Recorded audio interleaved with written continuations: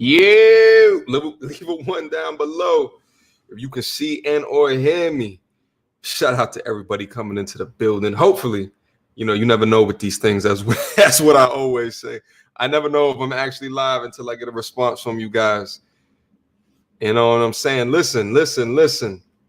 I wanted to talk to you guys today. I noticed between my emails, between a couple of the errant comments that I would get within live streams, what I think needs to happen is this exact conversation for those that are interested, for those that are looking for this type of information. I'm here to help, right? So what I wanted to do here today was to create a live chat to be able to talk about my milestones and the ways that I were able to do it in order to inform all of y'all, okay? Because at the end of the day, it's not beneficial unless, I impart the knowledge on to all of y'all. You understand what I'm saying? Put a one down in the chat if you can see and or hear me. I'm not sure if you guys can right now. I don't see any chats that have come through yet. This is always like an awkward, it's always like an awkward pause for me because I don't know. Okay, listen, I see some messages that just came in. Okay, I see some ones down into the building. Okay, cool, dope. I see some ones down into the building. Shout out everybody that's coming down in here. As you guys see, I took away the Red Cup Talk banner, even though I'm over here still chilling. But I wanted to come to you guys today with a really real conversation. As you guys come into the room, leave me a like on the video so we can get this video popping in the YouTube algorithm. Listen, every single like matters, okay? Every single like matters. Shout out to everybody that's coming out into the building. One more again. Connor, I see you. This is legit, guys. A great way to start saving and potentially growing money. Yeah, we're going to talk about it. We're going to talk all about it. And also, guys, you guys are coming in. I'm going to open up the lines as well because I think it'd be beneficial to hear your guys' unique stories and situations and be able to leverage me as a point of reference, as a mentor, so to speak. And I think it'd be really, really beneficial in order to be able to do that. Let me say what's up to the rest of the folks that come down to the chat. Let me finish up here. Lone Wolf, what's good? Malcolm, Gabriel, I see you. Listen, Patreon already in the building. I see you guys.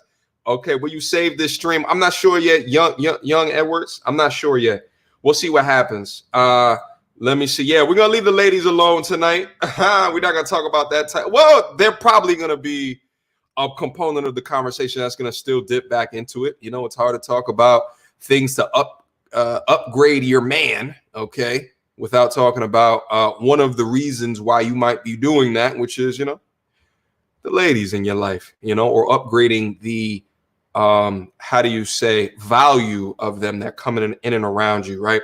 Shout out to Magnavation. Shout out. First time seeing you down here. Aim for greatness. Listen, and this is what I thought too. I thought coming in here I was going to get a lot different people in here than what I'm used to seeing, but that's all good because I know there's a subset of the people that watch the channel that want to hear more information about financial health, wellness, and education. Shout out again. We got over 50 that's in here. Throw a like on the stream while I'm down in here. Would wholeheartedly appreciate that. Let's have a dope conversation today. Jay Wolf, I see you. Young Edwards, yet again. Lord, I see you, my G. David, Gabriel, I see you. Aim for greatness. What's up, Gloria? Plant-based brother, how are you? Leta, what's up? How are you? Okay, El Bug, how are you? All right, the Bloom line. Yeah, we're gonna talk about it. Oh, what's up, the Bloom line? We sort of kind of know each other. Your avatar looks very familiar. Okay, I feel like that avatar is gonna get me demonetized. Let me get that off the screen though. Dímelo, yeah, we're gonna talk about it. I'm ready. Yeah. Rub them hands together.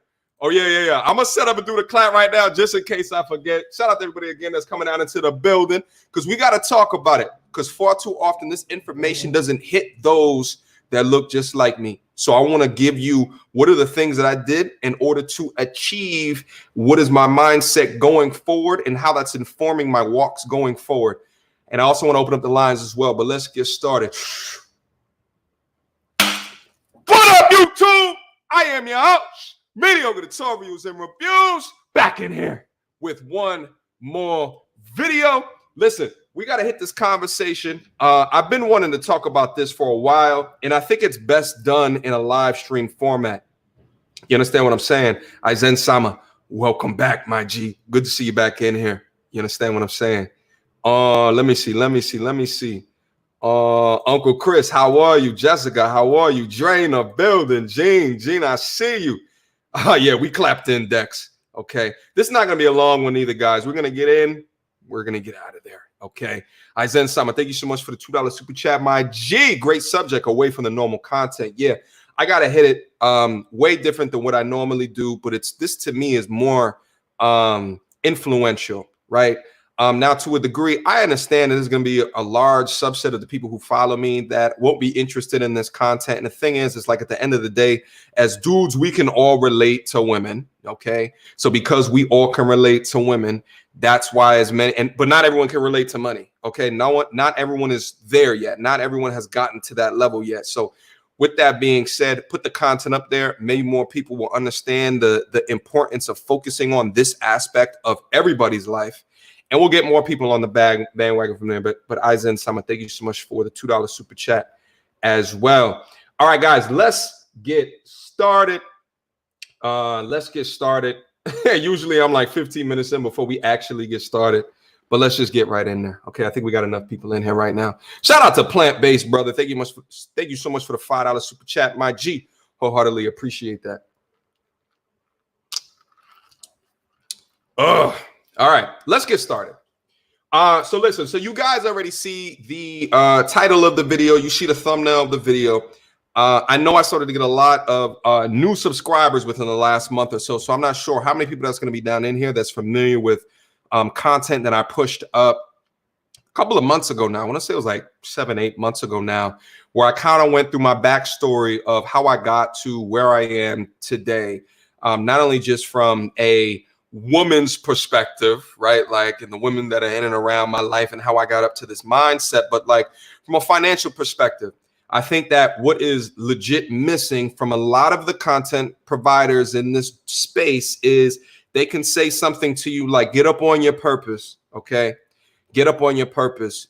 But they don't talk about what are the specific things that you should be doing to tie your purpose into income or revenue generating opportunities, okay? Because I think that a part of your purpose should be understanding how do you think that your life should turn out, okay? How long should you be working? Do you want to work? Are you happy working the places that you are right now? How can you do something else to build up a side hobby or a passion based off of that side hobby and then generate money and income off of it? All of these things have been swirling around in my head, and I've taken, as you guys already see with this YouTube channel, I've taken very poignant and direct steps in order to accomplish things that I had swirling around in my head. Far too often, people have things just swirl in their head, but they never do anything about that. And I'm here to stop that today. So what I want to do here today, I want to lead by example. I want to give you my story. I'm not going to go incredibly, well, we'll see, depending upon your questions. I'm going to go as far into my story as much as possible while trying to inform you my thought process as I was going through each step of life. And then I want to get into some wealth building tactics and things that guide my life today. And then I want to open up the calls and just see if you guys have any specific questions. And you can even call out your individual situation and we can kind of go through that. And I even think those can help other people that's down into the audience that are just having things from a financial perspective swirl within their head. I've also said this a lot before, like I like talking about the dating stuff and the relationships and the marriage. You know, I like talking about all that stuff. And I like having like discussion nights and stuff like that. But like the financial stuff, like low key, I'm a little bit more passionate about that stuff. Because some of you guys may notice, but like I'm on a path and I'm trying to achieve financial independence, which is something that I think for the majority of us that are melanated in skin color haven't been on this bandwagon of understanding that you do not have to work until 65 in a place on a hamster wheel, not doing something that you don't want to do. Okay. Now, I will say a couple of quick things that I want to preference before I pop this thing off real quick. Shout out to Achilles. I see you down in here again, my G. welcome back. Thank you so much for the $2 super chat. Okay, thank you so much. Okay, La Princess, I see you down in here. Uncle Jay, throw in the building. You missed a good one last night, huh? You should have been back down in here. Okay, it's okay then. We're gonna catch you up sooner or later, It's good to see you back down in here. Raph with an F. Thank you so much, bro, for the 20. My soundboard was lagging for the $20 super chat. This is what I was waiting for. LOL, before I forget, very late, but thanks for putting us on the gram, Stefan. So necessary. Absolutely. You guys got to understand there's a method to my madness. Like, I'm so intricate and strategic with planning out content in a way. You could kind of consider me like a Trojan horse in this shit, okay? Because I do things without saying it, but there's reasons that I do it. There's methods to my madness. Pay attention, okay? Of course, I'm going to react to a video of like one of the most popping financial YouTubers talking about gold digging, not only because it was salacious content, but because he's on, like, from a financial perspective. Listen, post-pandemic, you guys are going to hear motorcycles from time to time outside. I apologize for that. I got to get that under control. But from a financial perspective, that boy's a genius. I mean, he's absolutely a guru. He's absolutely a genius. So I thought, yo, it's perfect for me to try to do a reaction off of his reaction video, Reaction Inception, because I wanted to get y'all hip. You understand what I'm saying? Because that's the type of stuff that my eyes are surrounded across. That's the type of content that I spend my time over-indexing my time on, so I can understand people that are giving up information for free that's informing me how to live a much more financially savvy and happier life, okay? There's been studies that's been released over the last decade or so that talked about happiness in relation to income. And I believe it was for like a medium cost of living city. It was somewhere like around $75,000 to $80,000 a year. And after that, what comes into play is the law of diminishing returns, meaning that the more money that you add on to that average, less of a outcome of happiness on top of each dollar that's added on into it. But at the same time, what is the medium income? It's somewhere like in the United States, it's somewhere like around $36,000, $37,000 a year. So there's a lot of people that never achieve that. Okay. But that's actually one of the key things I was going to bring up. I have some notes down in here as well. It's surround yourself with those that are in the mindset that is far beyond where you are from a financial perspective. But we're going to get into that specific point coming up here in a few. But Raph with an F, thank you so much for the $20 super chat. Salud, my G. All right, listen.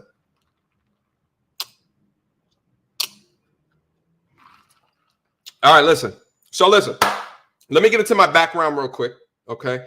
Let me get into my background. And guys, also too, as you guys are getting down into the chat, throw a like on the video. We got like 100 in here. Throw a like on the video. Would appreciate it, okay? Okay. So, let me see. How do I start? I'll take it back to how I grew up. I grew up at the age of 7 to 8. I was living with my pops, who is a teacher. He was a music teacher, and I grew up in New York. Okay. My parents had gone through a divorce. I moved in with my pops. You understand me?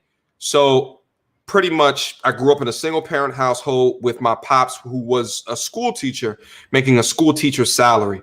Okay. With that being said, I went to high school. After high school, I went and I got into a PWI, predominantly white institution. That institution is Penn State in the central of Pennsylvania. I noticed something in my last year of high school. I took an economics class. I was interested in that class. And because of that, I decided to have a business major in college. Okay. Went to college, did business major. Okay.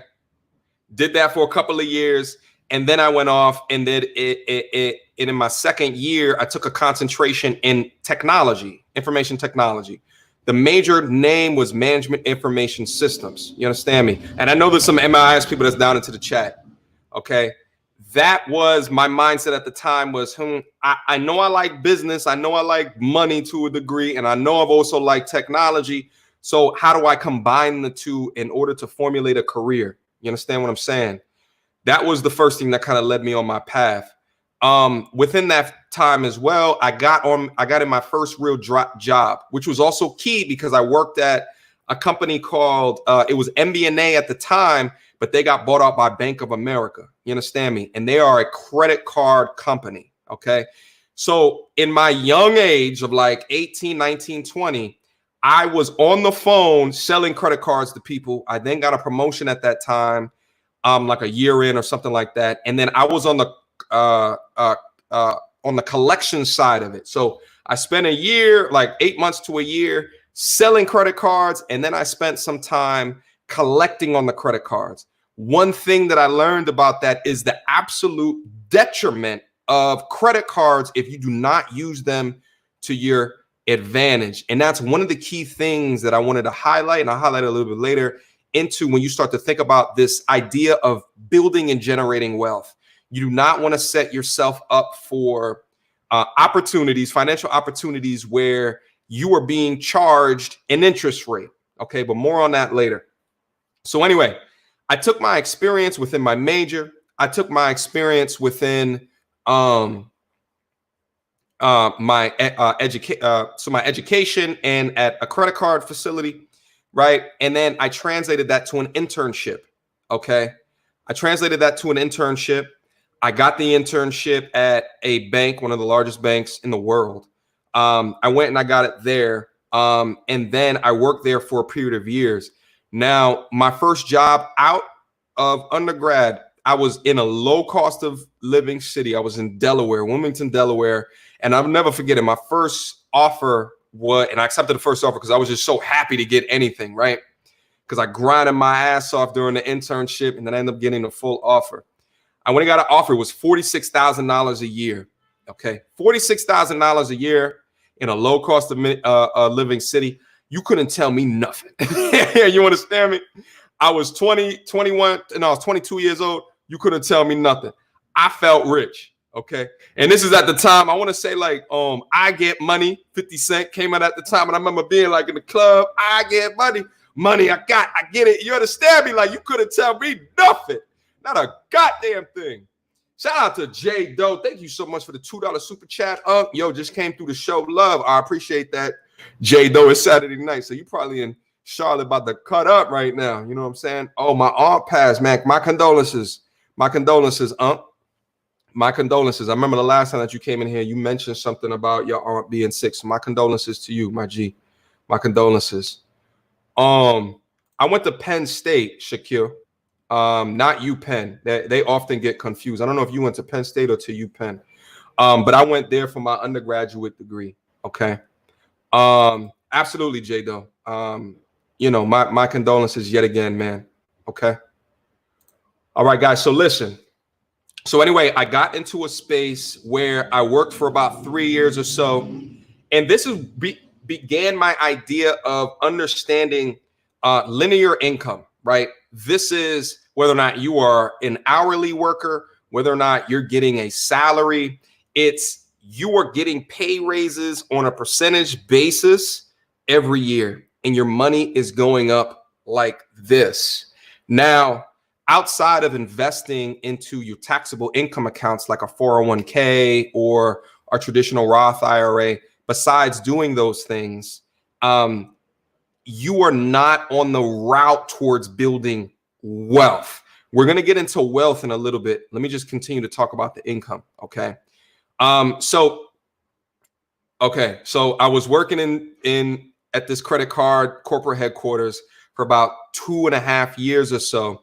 And I noticed that the people around me were starting to, and this is also goes to the energy that you keep to the left and the right of you, and why it's so important to keep good folks around you that are forward thinkers, not complainers or challengers to everything that comes into the situation, but they like to take situations and feel and understand how to optimize situations. And they said, and they were investing into a master's of business administration. And I did research on it. I did a lot of research on it because I know that these degrees, these professional degrees, are really expensive. I did a lot of research into what it is and the type of jobs that you can get out of after graduating from an MBA program that aligns to whatever you're interested in being able to do. So I did my research. I ended up applying to a whole bunch of schools. I applied through an organization that granted me with their help, a full tuition scholarship for a business degree program. You understand me? So it goes into speaking towards, I'm on this path for increasing my wealth, but I'm trying to figure out avenues to save money at the same time. Okay. Because when I think about, being able to take out school loans and, average MBA program is going to be somewhere like $150,000 if you include living expenses as well, putting an interest rate on top of that. Shit, in a lot of low cost of living cities, you can buy a house, a nice size house, about a 2-bedroom, 2-bathroom house for that same amount of money. You understand what I'm saying? So anyway, pretty much after I made the flip, okay, from graduating from that 2-year program, my first job out was put me into the 6-figure club. Now, let me also preface the conversation with a couple of quick things. Before we get into any advice that I want to share with you guys, understand everything I'm about to share with you guys is my goddamn opinion. Okay, this is my goddamn opinion, which means that I am not a financial advisor. I am not your financial advisor at all. I am not licensed. It is my opinion. So you should take my opinion as goddamn entertainment. That's the first thing. You understand what I'm saying? Now, the second thing that I wanted to be able to bring up is that, guys, listen, I am not sharing this, the income that I began to generate when I graduated, I was like 27, 28 years old. I'm not sharing this in order to brag or anything like that. I'm not doing it like that. The reason why I'm doing this is because I think that it is so important to share with people what you figured out. You understand me? And I want to be able to share the things that I figured out in the best way that I know how to try to help you guys. That's why this is also a call-in show as well, because for folks that want to call in to ask me specific questions and get my opinion, not my financial advice, but my opinion. You understand me? There's a big difference. It's a big difference. You understand me? I don't want to get sued. Okay. I can be able to do that. Now listen. Oh shit, I just saw some super chats just come in. Shout out to Transcending with P. Thank you so much for the $10 super chat. MTR was good. Did you build your following strictly through YouTube? I don't have a car right now. Should I invest into my business idea or should get a car? Let me answer that first question and let me also get back into the conversation. Yeah, strictly through YouTube. Years and years of uploading content with no one watching. Years, literally. I started my the YouTube channel and started uploading content back in like late 2016, early 2017. I started it then, and then I went up until last like April, and then I did a video that got like 70,000 views, and then I started to see people trickle in till now. I don't even understand what's going on right now. Every time that I click refresh on my subscriber shit, it goes up by 3, 4 people. And I'm not saying that to brag or anything like that, but I'm just saying like it took 4 years in order for that to happen. 4 years? Shit, almost 3 years and change for that to happen. I don't have a car right now. Should I invest into my business idea or get a car? You got to tell me more information. Transcending with P, I would suggest when I drop the link down into the chat, call in and we got to talk about your specific situation. Because I would say, I don't know what type of city that you live in. Is it public transportation? You understand me? How much money are you thinking about investing? There's a whole lot of other. So all of the questions that you guys are probably going to type in, it will probably always in my mind be it depends, depending upon your very specific situation. I don't know what your goals are. I don't know what your income is. I don't know how you budget. I don't know how you save. So I can't just give a blanket answer unless I have additional data to diagnose your very specific situation. So Transcending, when I drop a link down in here, make sure that you call in and I'll try to diagnose your situation. So that me, you, and everyone else in the chat can understand my thought process, which I think will lead to a lot of people understanding how to pick apart their particular situation to go forward into life, to be financially savvy and healthy. You understand me? Transcending, thank you so much for the $10 super chat. Okay. Shout out to Lawrence Guy. Thank you so much for the $10 super chat. Saluted toast. Absolutely. Boom. To J Doe's aunt with honor. Boom. Shout out to J Doe one more time. My condolences one more time. You know what I'm saying? One more time. All right. Shout out. Thank you so much, Lawrence. Guy, I appreciate you, my G. Hold on. I think I missed some. Oh shit! Shout out there, Gabe. Salud. What up, Gabe? Good to see you down there, brother. Listen, man, keep me honest. If I say anything that's like, MTR don't know what he's talking about. You understand me? I appreciate you, Gabe. Thank you so much for the $10 super chat. Listen, let's get it. Yeah, let's get the lights up. Thank you for reminding me. Shout out to Menzie as well. Menzie, I appreciate you, my G. I see you down there. Shout out to Boogie Talks. Thank you so much, bro, for the $5 super chat. I'm in the motherfucking house. I'm the Seeming Tactics Destroyer. Shout out to Boogie. Ready for all the smoke from these female cyborgs in the chat. Laughing my ass off. Shout out to Boogie. Yeah, we're not going to have any destroyers into the chat. You know what's funny? In the Discord, which is accessible through my Patreon, we were actually having a conversation earlier today about whoever joined the conversation last night when Chanel came into the building. I thought it was really interesting what happened to that conversation. You understand what I'm saying? Boogie, I think you were not in there when she came into the chat. We were discussing it on the Discord server, and the conversation started to turn up, like really. So shout out to Boogie. You understand me? All right, guys. So listen. Here's the thing. So again, here was my steps. It was I went to college. And here was the thing. I also was blessed as well because my mother was living in Pennsylvania. So that's also a large degree. And the reason why I went to that school is because I can get in-state tuition. Again, when you're making these choices, you got to make them with this in mind. Okay. Don't just go to an out-of-state school because your friends are going to the out-of-state school. Okay. Because those loans can set you back additional years from when you can retire, or at least until when you can be financially stable. You understand me? So I was able to use her address to get the in-state tuition, which is absolutely a game changer. Because I actually came up into that institution with a lot of friends from New York, and a lot of them didn't end up finishing due to financial reasons. You understand me? Okay. So listen, so I went from undergrad, $46,000 a year in a low cost of living city. And when I tell you that I was managing my expenses, I mean, right now, the way I'm living right now, shit, I'll go out to eat here, I'll do this. When I tell you every Sunday, I had a George Foreman grill because I didn't know how to use a stove. You understand me? I had a George Foreman grill that I bought from Target, the biggest bitch of, like, if you go on the George Foreman website, at least at the time, I don't know about it anymore, and you go to the biggest indoor grill, I had that bitch. You understand me? Every Sunday without fail, I would go out to the store. I would go get my broccoli, my chicken, my corn, my beans, and my rice. I had a pot. I put the things into my pot. You understand me? And then I put all the meat onto this big ass. I mean, it was big. I think I still got it actually.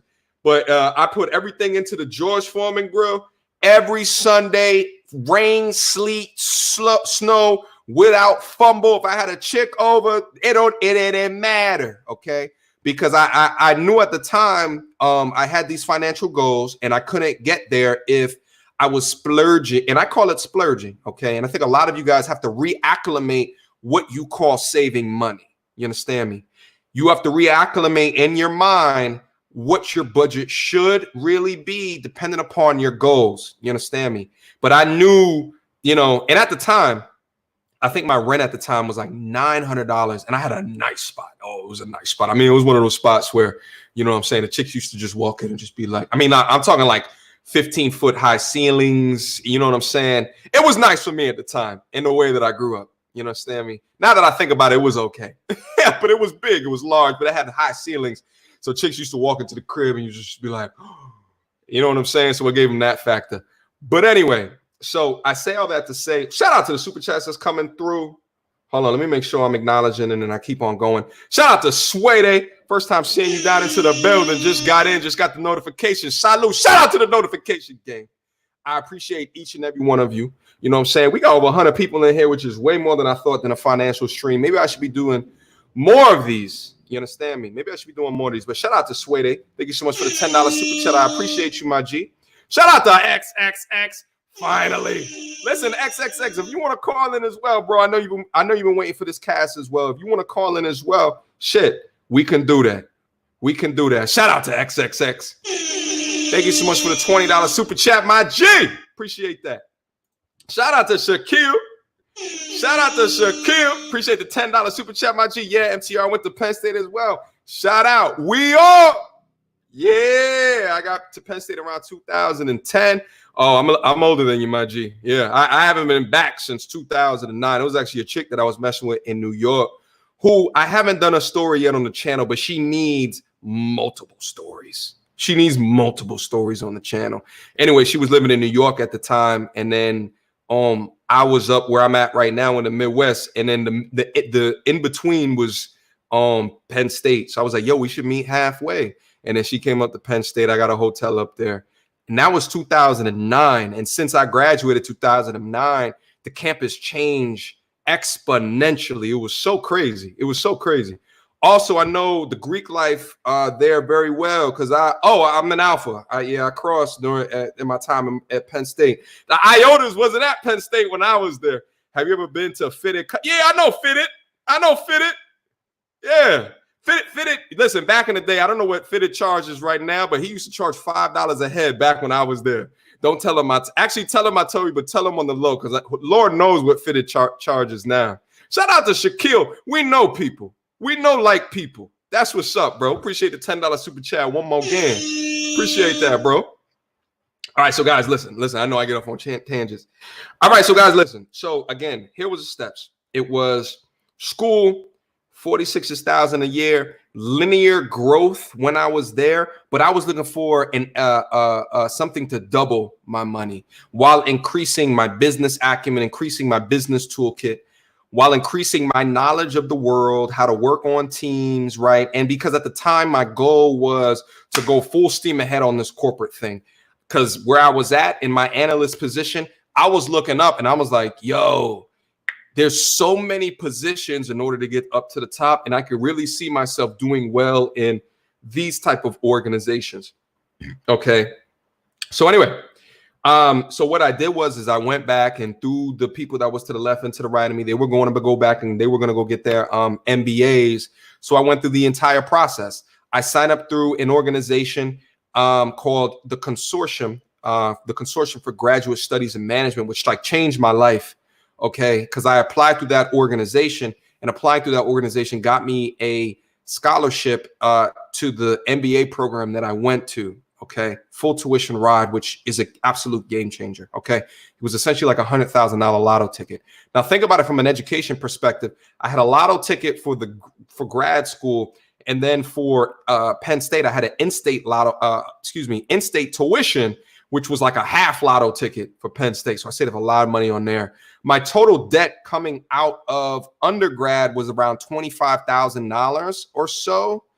And my total debt coming out of the grad program was about $45,000. I spent a lot more money in grad school because I had less money at the time. And then also I did a study abroad where I got to see the world. This is why I did my trip that I often talk about on my channel, where I saw like 12 countries. You understand me? And when I was abroad, I was just like, I'll pay it back later. You know, we getting pay increases out here.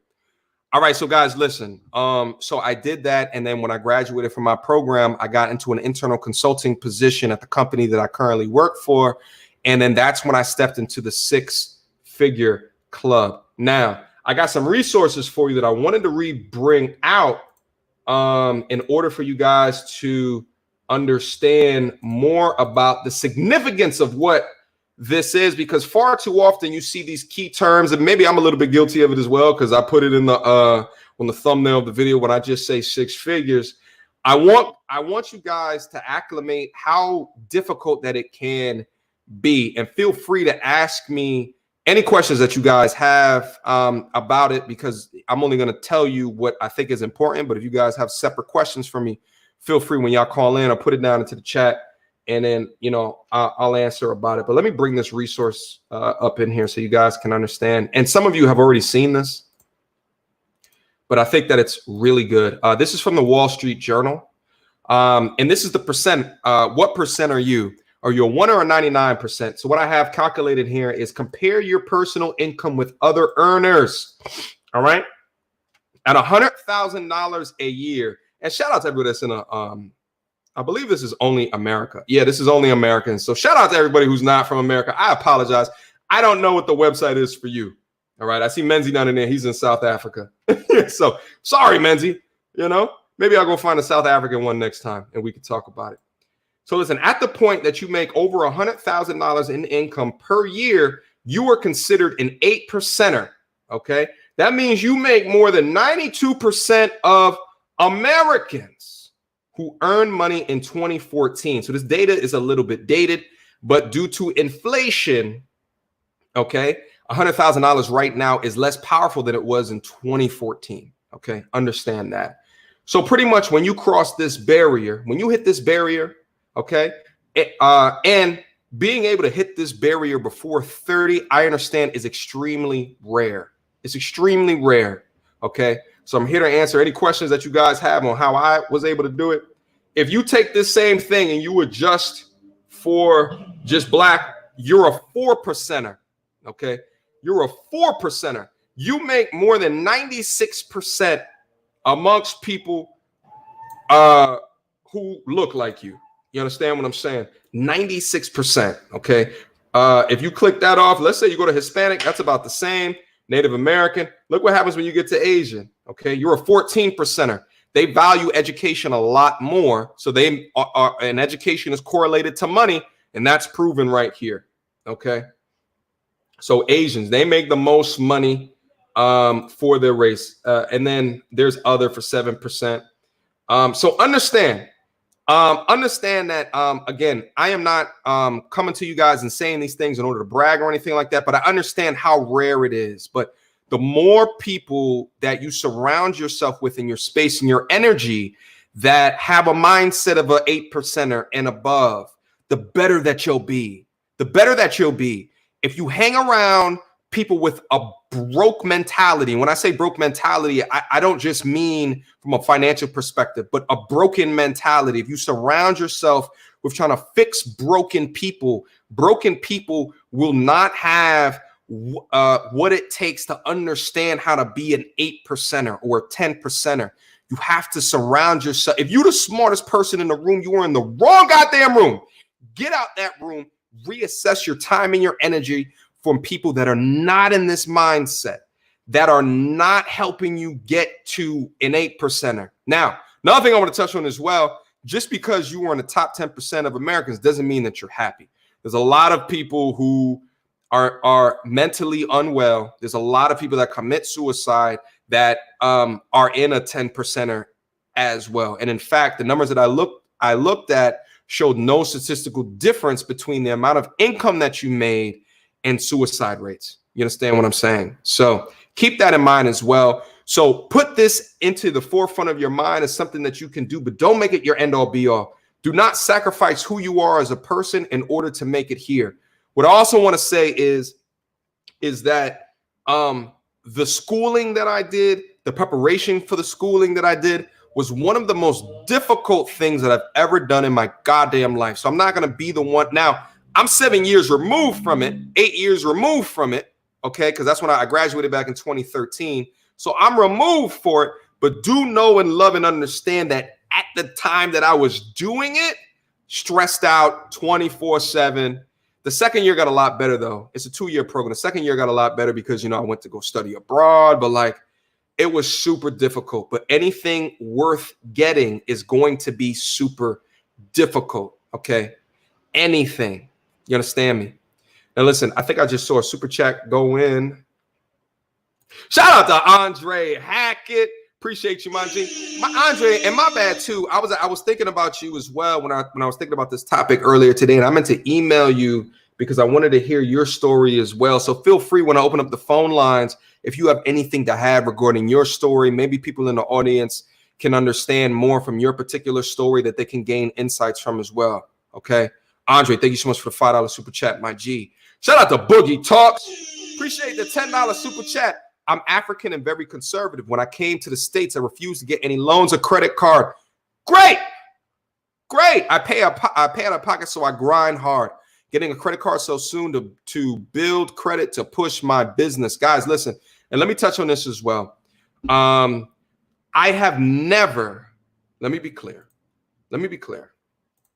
I have never, ever revolved debt on a credit card. What does revolve mean? Okay.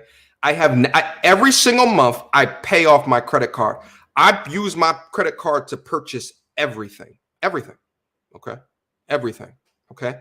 But at the end of the month or multiple times per month, I'm paying everything off. The reason why I do that is, number one, I have a rewards card. I got a Chase Freedom card, which is like one of the basic no annual fee type cards that gives you like 1% cash back. Okay. Meaning that you end up spending $20,000, like let's say in a year on that card, well, you get $200 free money. Shit, why not? Okay.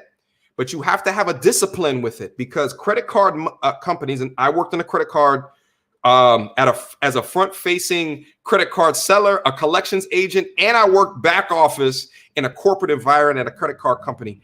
They make money. Their revenue generation model is predicated on mostly you fucking up. Let's call a spade a spade. They also make like money off of like interchange fees and like certain sorry for using colloquial terms within the business, but an interchange fee is, so like, you know, let's say that you swipe a credit card. The retailer that has the credit card that you swipe on, they get charged a fee. That's why, like, if you go into a mom and pop shop, they're like, oh, no, we got a minimum, which is illegal to do, by the way. They can't say that they have a minimum to charge for a credit card. But if they say, oh, yeah, we got a minimum, it's because they get charged, like, let's say 50 cent of a $2.50 purchase. You understand me? So with that, they want to charge you $10 if they're going to get charged 50% to swipe that card. You understand me? But truth be told, the credit card industry makes a lot of money on you fucking up, and you fucking up means revolving debt. You should have a credit card, and the purpose of the credit card is to get rewards. Think about the mind switch, okay? Think about the mind switch, because they don't tell you that when they run your credit and you get a card, okay? They don't tell you that. They just said, here's a credit card and here's the limit. Go have fun. Go have fun. They don't tell you that it's a tool that you can use to build your credit. Listen, I walk into to go sign up for a new phone, okay? And they look at me like, oh shit, you can open up 10 lines. And they look me up and down. It's because they ran my credit and I have over an 800 credit card, a credit score, okay? They're looking at me up and down like, yo, who is this guy, okay? Understand that it's a tool, okay? I'm not going to be Dave Ramsey over here and say never put anything on credit. Because I think, like, at the end of the day, if shit completely hits the fan, at least you have something to be able to use. Okay, if you don't have cash in your pocket or if your bank account is out, at least you'll have something for an emergency, an absolute emergency. You understand me? But use it as a tool. Never revolve a balance ever. It is a tool. Your credit score is a tool. Okay, you understand? All right, but thank you again, Buggy, for the $10 super chat. Listen, here's another thing as well. This spot that I'm in right now, when I bought it back at the end of 2018, and I had a mortgage on it, which means I took on the debt. That's what it means to have a mortgage. So when people tell you that they're buying a home, 99% of the time they're taking on debt, which is a mortgage. Let's call it what it is. It's debt. You understand what I'm saying? But they run your credit for this. And depending upon what your credit score is, will indicate the interest rate that you will be charged, meaning that the higher the interest rate, the higher that your monthly mortgage will be. Okay, so I was able to attain the lowest interest rate because I had over an 800 credit score. You understand what I'm saying? So key point, keep that in mind. Building up good credit is a tool, and you do that by paying off your balance each and every month by increasing your credit limits, right? Because what they look at is your credit to debt income ratio. So if they look out the maximum amount of credit that you have compared to the maximum amount of debt that you have, and if your debt is small and your credit is large, your credit score will go up. You understand what I'm saying? So keep those things in mind. Thank you so much, Boogie, for the $10 super chat yet again. Okay. Hold on. Let me just make sure I didn't miss anything. And then let me get back into it. Shout out to Shaquille. Oh, Shaquille. We turning up in here today. Yeah, we're gonna turn up in here today. That's crazy. I'm low key, and I don't like saying much about myself, but I'm 28. My birthday was like 2 weeks ago. Happy birthday, my G. Happy birthday. And I'm making 6 figures right now as well. Salute to you, King. Salute to you. I accomplished this goal when I was 27. Shaquille, we got to get you on here as well. Okay. This is not just all about me. I want to get the community participation and involvement because we're all about each one, teach one to reach one. At the end of the day, if we don't take time out of our day to use our platforms, our individual platforms to pull other people forward, okay? Use our platforms to interject information that folks would never know unless they hear it. Listen, you should research this. You should go take a look at this because at the end of the day, people cannot dream about what they cannot see, which is why I tell you guys so often, the people that you keep in your circle is so important. It's so important. But then you get people that financially are in a different circle than you and they see where you are and they won't let you win. So you got to put the work in order for them to earn enough respect in order to let you into that circle. We don't talk enough about that. And at the end of the day, if you wasting your time with some chick who is not improving your lifestyle, she giving you a little viscosity on the weekends and she's taking time out of you in pursuit of your financial literacy and education, out your pursuit of understanding your why and your purpose, get her out of here. Get her out of here. Stop wasting your time. Okay? Stop wasting your time. All right, Shaquille, thank you again for the $10 super chat. You going off in here. Okay. Shout out to Kyle. Kyle, I did that already. Hold on. Let me put this up for Kyle. Let me put this up for Kyle. You must have came in late, my G. I did that already. So if you make $100,000, okay, and you are white, you are a 10%er, meaning you make 90% more than the rest of America. Okay. Yeah. See, it was already on there. We did that already, Kyle. Okay. We're equal opportunity up here, my G. We gotta make sure everybody's included, my G. Shout out to Kyle down into the building. Savage Red Recovery, in case y'all didn't know. You understand me? Yeah. Very interesting information. So when people tell you that they make 6 figures, don't shake a stick at that because all you see on Instagram is people talking about, oh yeah, 6 figures this or 6 figures that, all that shit. No, like you are a rare commodity that has information on how to do it. Now, guys, listen, and as well, there's a lot of ways to go about this. You know what I'm saying? I'm just giving you my specific way to inform the way that I did it and why I did it. But I mean, you can do it being blue collar worker, right? It's just not the route that I chose is white collar. Okay. Cause at the end of the day, I don't work well with my hands. I don't. Kyle, no shit. Something blew out from an electrical thing in my crib. At least I thought that it did. I called an electrician down in here and found out it was that little ass red button. It just popped out. The circuit breaker must have hit it and it popped out. And I had to pay money for this bastard to click the little red button. I've never been good with my hands. Oh, you understand what I'm saying? But I know I've always liked economics and I like technology. And for me to be able to affect that, it was going to be a white collar role. So I followed that path. Again, I'm aligning who I am as a man and what makes my cup runneth over. And I directly go on a path unabated by bullshit around me to understand what are the things that I got to do to scratch that itch and then do so in a valuable fiscal way. You understand what I'm saying? Shout out to Kyle one more again. Thank you so much for the $2 super chat. Shout out to Shaquille again down into the building. That's crazy. We both went to the same school. Both were Greek and both successful black men. Shout out my G. Shout out my G. Yeah. We got to talk about it. Because we got to put this shit up on the pedestal. I'm tired of seeing, you know what I'm saying? Folks out on Instagram with money to their ear, okay? And talking about that they make money. Listen, if you made money, you wouldn't actually be putting it up in a picture like that, okay? You're boosting. You're boosting, okay? It should be invested right now, earning a percentage, okay? That's what it should be doing. But instead, you got it on your lap or underneath your bed. Okay. Financial education. Let's talk about it. Shout out to Shaquille yet again. You are similar breed. Similar breed. You understand me? All right? Similar breed. All right, come on. Let me get back down into the chat real quick. Make sure I'm getting all my super chat. Oh, no, the one I just went over. Yeah, bro. No, I got you, bro. I got you. Shout out to Kyle. Shout out to Big Yanks. Thank you so much. Okay, wait, hold up. Someone told me about this the other day. When it's the E with the flat line at the bottom, it's a pound. Okay. When it's the E that's curved from the top and the bottom, it's a euro. Okay. You know why I don't know that? Because I'm from America. Okay. Because I'm from America. Shout out to Big Yanks. Thank you so much for the £5. Keep up the good work. How old are you? From the UK, London town. I'm 34, my G. I'm 34. The title of the video, I attained that. I was like 27 or 28. Okay. I hit 6-figure annual income at 28. Okay. So now I'm 34.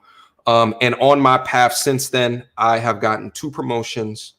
And now actually I'm probably what I do in my industry right now, I am probably the closest that I can ever be aligned to exactly what I thought I would be doing as an undergrad. Okay. And that's affecting technology, designing technology. Okay. I don't code. I'm not a developer. I'm not a coder. But what I do right now is I am a owner of certain technology assets, and I am in charge of curating the list of capabilities that are going to affect these particular assets, these particular digital assets. I don't want to get into that though, because I'm going to bore you guys with talk that you don't want to hear. You understand what I'm saying? But Big Yanks, thank you so much for that. Okay. Kyle, I missed your super chat, bro, but thank you so much. All right. I'm in there. I have another monitor coming in because I'm going to put another monitor right here where I have like the YouTube live chat on. That's going to show me all the super chats. So I make sure 100% of the time I do not miss the super chats. So again, taking the super chats from here and investing it back into the channel. But thank you so much again, Kyle. Okay. Shout out to Shaquille one more again. Okay. A lot of people I know who graduated me barely are making 50K right now. I had to change my entire life mindset around after graduating to make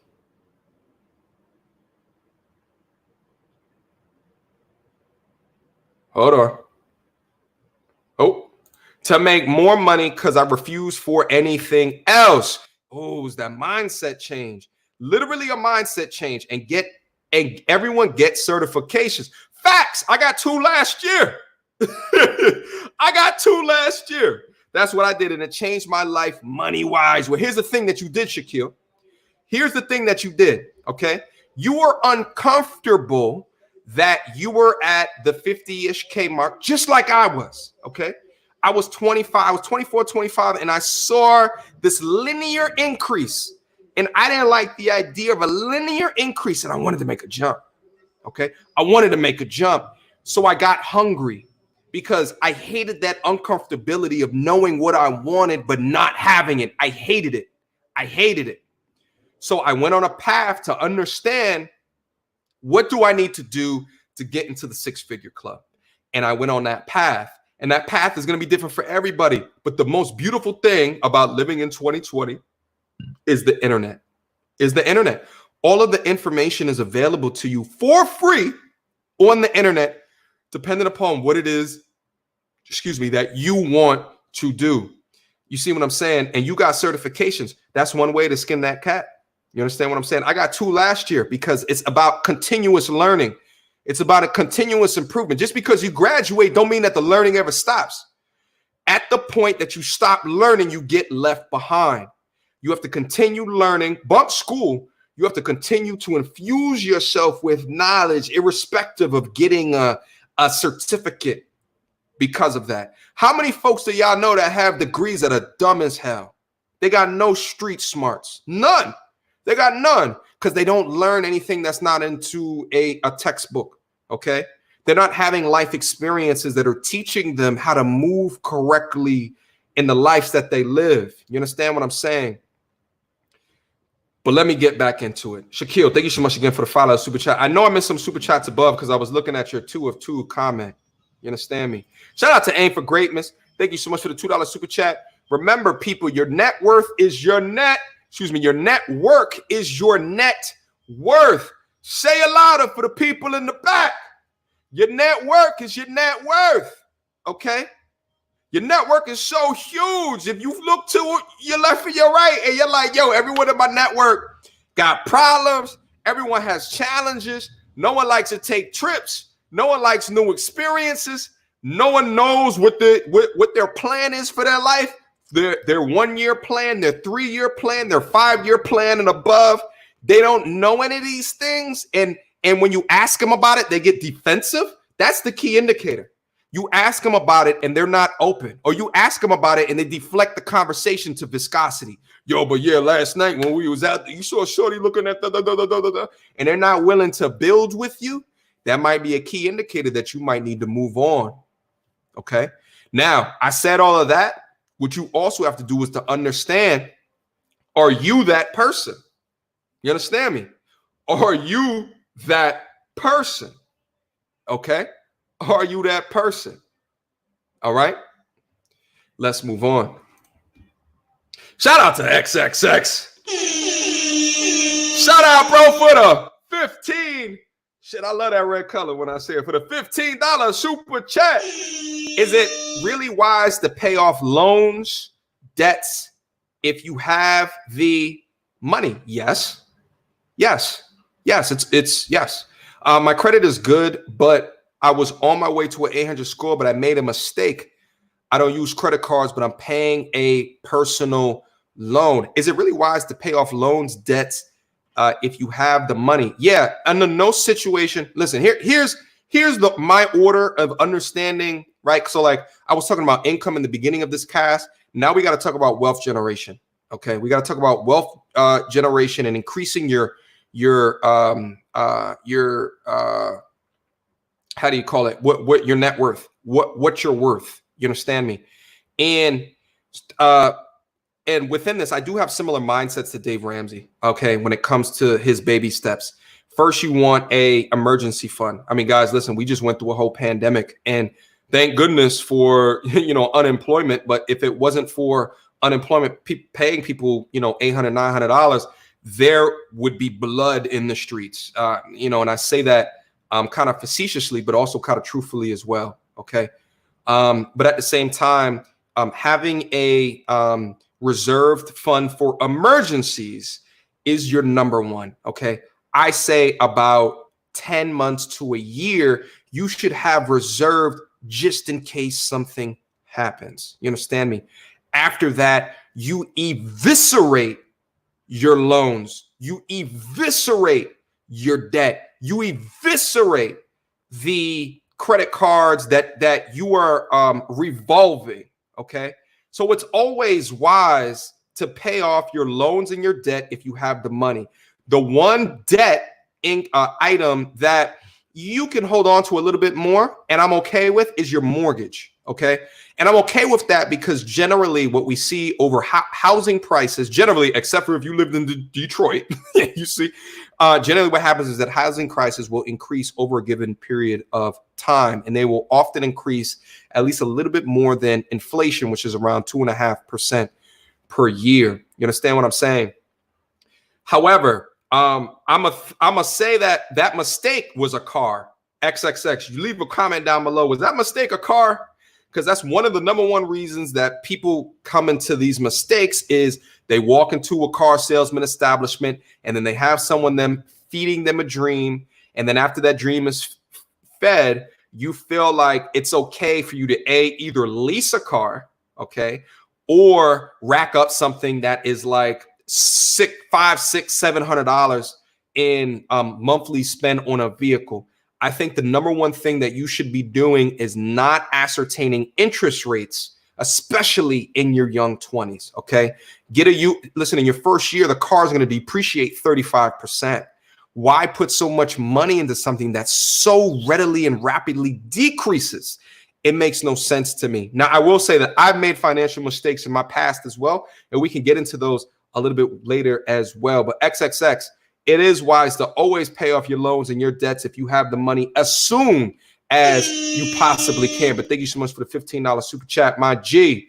Also, guys, for folks that are new down into the chat, I am going to open up the phone lines a little bit later as well, so you guys can call in and ask me specific questions to add a little bit of meat onto the conversation. Oh, this was 2 of 2. Thank you again, Shaquille, for that $5 super chat. Shout out to Red Pill Thanos, Patreon member down into the building. Hold on. Let me also throw this up on the screen real quick so you guys can understand. Listen, the Patreon supporters, they get my attention from a Discord server, from being a Patreon member outside of the live streams as well. So I'm gonna put that down there. If you guys are interested in being able to interact with me on more of a 24/7 type of a basis through, you know, things that go on there, hit up the Patreon. I'll leave that down in there for right now. You had tech in your studies. Yes. I'm a marketing major thinking of modeling and simulation search. Yeah, you could do that. Yeah, you could do that. Nate, listen, modeling. So you're thinking of a quant background. So marketing major and quant minor. Is that what you're thinking about, Red Pill? Yeah, listen, more hats off to you, my G. I tried the modeling and simulation stuff, and I respect it. And now that I had actually one of my first projects when I got into my place of business now was a modeling project. And for those that don't know what that means, you might be thinking modeling like, you know, showing on a runway. No, we're talking about financial modeling. Okay. So financial modeling, being able to put inputs into a software such as Excel and being able to tell an outcome of something with a relative degree of confidence of how you think that is going to happen. Now, what I will say is, Red Pill, if you go into marketing and you're getting a job in marketing and you have a modeling and simulation background, they'll give you way more respect. Okay. They'll give you way more respect because it's taking the theory of marketing. Okay. The theory of how do you get things in front of a customer and get them to respect the products of the company that you're trying to sell for. And it's making a quant basis for the theory, which is huge, okay? Because what you're trying to do is through math is to prove to a degree with a relative degree of confidence, okay, that what it is in the schema and the tactics that you want to push forward will be successful. And if you can lower the degree of risk in doing that through simulation or modeling, it's going to show you as a cut above the rest. You understand what I'm saying? So I would argue, and we could touch base later on it in the Discord, that is a fantastic minor to tack on to, or concentration to tack on to marketing. You understand what I'm saying? I'd also want to find a little bit more about your interest in modeling, because it's one of those things like, you got to like it in order to do it, to learn it, in my opinion. Because it's one of them things, it's one of those classes that you'll sit in like this with your eyes rolling into the back of your head, because it is not easy. I would say in my business degree, the modeling courses, and I'm so happy that I took it. Okay, I'm so happy that I took it and forced my way in that degree of uncomfortability within it. I'm so happy that I did it. It was one of the most advantageous classes that I took, because now it put me on to a level where a lot of people are scared to go, which is using math to prove a point.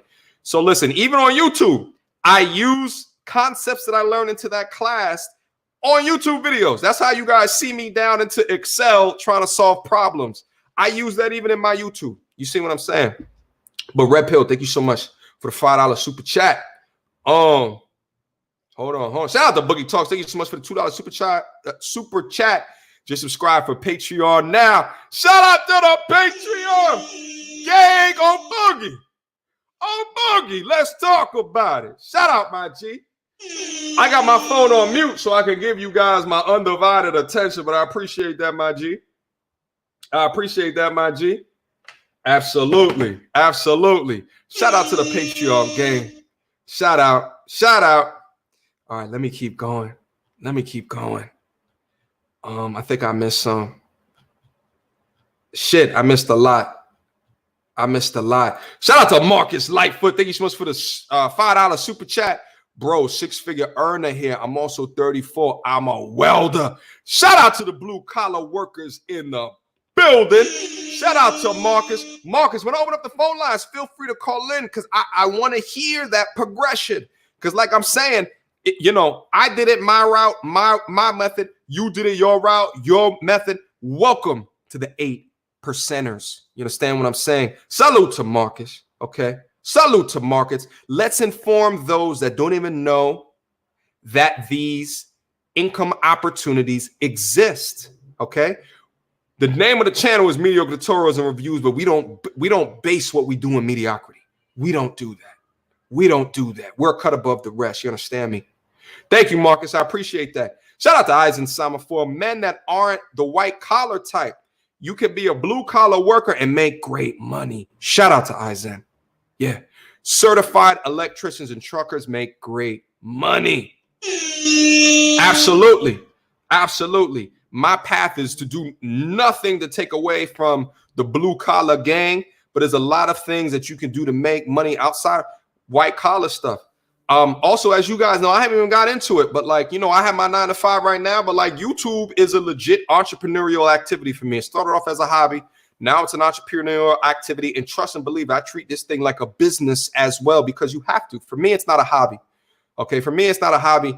If it was a hobby, I might be on the way to work and throw up my phone and just talk to y'all. But because of which, I got to come to a degree of professionalism. I got to come with a degree of quality. I got to come to a degree of consistency because of this entrepreneurial output. But at the same time, I would have never have tried to do this unless I had a good and sturdy financial backing. You understand what I'm saying? Otherwise, I'm just not going to come out of college and try to do this because YouTube is a very risky game. And although a lot of people think, well, you go on YouTube, you could be your own boss. No, the YouTube algorithm is your daddy. The YouTube algorithm makes you its bitch. Okay. Same thing. Thank you so much, Eisen. I appreciate you, my G. Thank you so much. Shout out to Von Jones. Thank you so much for the $10 super chat. Salute, family. Just off the strength, had to do this. But listen, salute to you. Salute. Cheers. Cheers. I know it's not Red Cup talk right now, but let's talk about it. Shout out, my G. I appreciate you. Shout out to Kyle. Yeah, I dropped out of high school, have a record and more than one source of income. And my first is $50K a year, but I'm just a knuckle dragger. I don't know what knuckle dragger means in this context, Kyle, but here's the thing. And actually, I didn't touch on this as well. Let me touch on this as well, guys. There's some of you guys that have hit roadblocks, that have hit blocks throughout your life. Okay. One of those blocks might be a record. One of your blocks might be time. You might feel like you wasted time doing something that you weren't interested in. And what I have to say to you guys is you have a very, very, very long life. Okay. One of the most powerful infographics that I've seen, and actually just popped into my mind, is if you look at the age of people when they made it. Okay. I'm gonna see if anyone knows what I'm talking about. If you could send me that link, but like you'll see people at 40 years old, you know what I'm saying, who then made it, right? You see people at 50 years old and then made it. Some of y'all might know what I'm talking about. I don't have time to Google this right now. But that's the thing. You have a long life. You have a long life to live, and you're gonna make mistakes. Shit, I've made mistakes. I haven't gotten to my mistakes yet. I made mistakes. But here's the thing. What are you doing in your life to mitigate the risk of mistakes? What are you doing in your life to mitigate the BS that's around you? Because the more apt that you are doing that, continuously learning in your particular situation, the better position that you'll be to get where you want to go in the way that you want to go. The better you will be positioned. You understand me? But thank you so much, Kyle, for the $5 super chat, my G. All right. Shout out to Leo Anthony. Great stream, bro. Appreciate that, my G. I never know how these things are going to go because my channel is mostly focused in on, dating, relationships and stuff like that. But I'm here for y'all as well. Okay. I'm here for y'all as well. But thank you so much, bro. Okay. Hold on. Let me get back down in there. I'm trying to keep up with the chat. I apologize, guys. I apologize. Shout out to Riddick. Patreon supporter in the building. Loving the positivity between men in the chat. Yeah, let's keep that positivity going. Let's keep that rolling. You understand me? Let's keep that rolling. That's what we here for. We here to empower. We here to empower. Okay? Oh, shit. Shout out to Bell and Light TV. METV in the building. Thank you so much for the $10 super chat. My G. Queens in the building. MTR, love the topic. Make sure to take that money and place it in gold and cryptocurrency. Fiat currency is officially done. Shout out to METV, another fantastic content provider. Go over to his channel, click the subscribe and the alert button, and then get your ass back here. You understand what I'm saying? Shout out to METV. I appreciate you coming down here and showing support, my G. I appreciate that wholeheartedly. Yeah, you know, and one of my actual mistakes was in the crypto market. So I can touch on that just real quick. A couple of years ago, I invested at the height. I made an emotional decision, which was to get into crypto at the height of crypto, when it was like mooning to like what we thought was going to be like 20,000 and beyond. And at that time, I invested I invested probably 15K in 2017 to be able to do that, to get in. And it was an emotional based decision that I wish I can roll back the times. And I still got the crypto. I never sold. I just said F it. And maybe in the year 2030, Bitcoin would be where it needs to go. You understand me? But the key lesson that I learned there is, even in financial situations, you never want to make an emotional based decision. The idea of FOMO, that's an acronym for the fear of missing out, has eviscerated the bank accounts of many a human being. It absolutely has. And it hit me back in 2017. You know what I'm saying? I'm still here and I'm still kicking. We're going to do what we're going to do. But with the good comes the bad as well. We're going to hit on it. Shout out to METV one time again. I appreciate you, my G. Thank you for coming through. Hold on. This is why I need another monitor of the goddamn comments so I can see what's happening from a comment perspective while I'm also down into the chat as well. You know, but hashtag progress over perfection. We got to do what we got to do. You understand what I'm saying? And I saw Bitcoin was almost at 10K. I also invested in the Litecoin as well. Litecoin is just, Litecoin is just, you know what I'm saying? But, you know, we'll see what happens. I'm going to stand back and listen. I'm going to stand back and wait. But every time that Bitcoin hits like 3K, I'm like, oh, God, I want to do it. And I probably should. I'll be honest with you, because I would have 3x my money as of right now if I went in when it was 3K. Shout out to Kyle again. When I finish my apprenticeship, I will make 100. Listen, Kyle, listen, you call in as well. And when you do, let's talk about how difficult that apprenticeship is. Let's talk about the amount of years that's needed in that apprenticeship. Let's talk about, we got to highlight these things, because there's folks down into the chat that it's like, yo, I can be a blue collar worker involved with electrical work, and then also do an apprenticeship, and then make $100,000 a year. And I'm good with my hands. I like that. My pops told me how to do that back in the day, and I could do something like that. These are the types of conversations that we have to have. You understand what I'm saying? These are the types that we have to have. And I know a lot of you guys have a lot of different questions regarding these. Kyle, thank you so much for the $2 super chat. One more again. Okay. Shout out to XXX. Thank you so much, bro, for the $10 super chat. I missed some car payments because I knew it was a car thing. See? I knew it was a car thing because I was on deployment and I paid them off ASAP. I was told paying off debt fast isn't good for growth. You heard that from a broke person. You heard that from a broke person, unfortunately. I'm ready to pay it off and sell it, but COVID has me holding. You heard that from a broke person, my G, and I'm sorry that you heard that from them. No. You want to pay your debts off as quickly as you can. Here's the mindset switch. Okay. I want debt to piss you off, okay? Like it pisses me off, okay? I want you to hear that word. I want you to hear giving credit. I want you to hear debt, and I want it to piss you off. You don't want it. You don't ever want it. You understand me? That car, My thing is cash. Okay. My thing is also to go get yourself something that was pre-leased 3-4 years. Okay. Low mileage. Go in there. Don't tell them that you have cash. Okay. Because they make money off of you, off of the credit. Don't go in there and tell them that you have cash. Why? Because you letting your right hand know what your left hand is doing. Okay. You don't ever do that. You go in there, don't tell them that you have cash, and you let them negotiate without them knowing, because they don't make as much money off of you if you have cash. They make money off that interest rate. Okay. Whoever told you that is a broke person. Don't take financial advice from broke people ever. Let me tell you guys another thing that I hear broke people say. Okay. Let me tell you one other thing that I hear broke people say.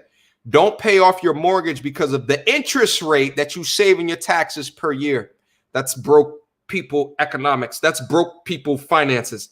That one doesn't make sense to me either. Okay. I'm not saying pay down your mortgage as quickly and fast as you can, because you can leverage your mortgage for other financial opportunities. We can get into that a little bit later. What I'm saying is that the argument of don't pay it down because the interest rate is mathematically ridiculous. Mathematically ridiculous. I don't have time to get into specifically why and go through the numbers for you right now, but it's mathematically ridiculous. Do not ever take financial advice from broke people, ever. Okay? Ever. And I want you guys to have the mindset shift to get pissed off when you are introducing debt into your lifestyle. You understand what I'm saying? Let me tell you guys also something else. I'm working my goddamn hardest to pay off my mortgage. Okay. I got a 30-year mortgage. My goal is to pay it off in less than 5 years. Facts. Less than 5 years. We'll see where it gets me. But that's what I want to do. That's what I want to do. You know why? Here's the thing, because people ask me this shit all the time, because what they say is, it's like, yo, MTR, you can put the money that you're paying towards your mortgage into these other financial da-da-da-da-da-da. And I know that. And here's what it is. It's a game of interest rates, okay? Let me give you an example. The stock market has gained on average over the last 50, 60 years, I think like 9 to 10% year over year on average. Okay, there was certain years where it 2008, where it just dipped low, okay? But on average, okay? So what's my interest rate on my mortgage? You have to deduct the interest rate on your mortgage versus your other financial income opportunities, okay, or where you can invest and place your money. Because really, by me wanting to pay off my mortgage, I'm losing out. Let's say my interest rate on my mortgage is 5%, to keep the math easy. I'm losing out on that 5% that I could get, in theory, investing it into the stock market. But all of this is theory, because a 2008 can happen. But I know by investing in and paying off my mortgage, I know exactly what the return on that investment will be. The return on that investment will be my monthly mortgage payment. Okay. And I can guarantee what I pay in my monthly mortgage payment, I can guarantee that after I pay it off, I won't have to pay it. That's a guaranteed return on of value. That is a guaranteed return on value. I like guarantees. Why? Because I'm a conservative investor. I like guarantees. And at the point that I pay off the mortgage, I mean, that because I don't have debt. At that point, I mean, I can make $30,000 a year and still eat good. You see what I'm saying? Because it's guaranteed. All I got to do is pay food to eat and taxes. That's an HOA fee. After that,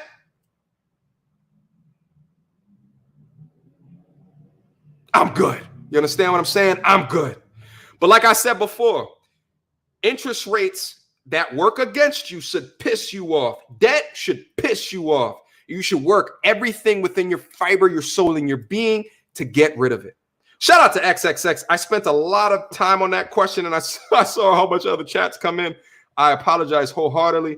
Let me go back down into this chat over here just to make sure I'm not missing any of the super chats. Hold on.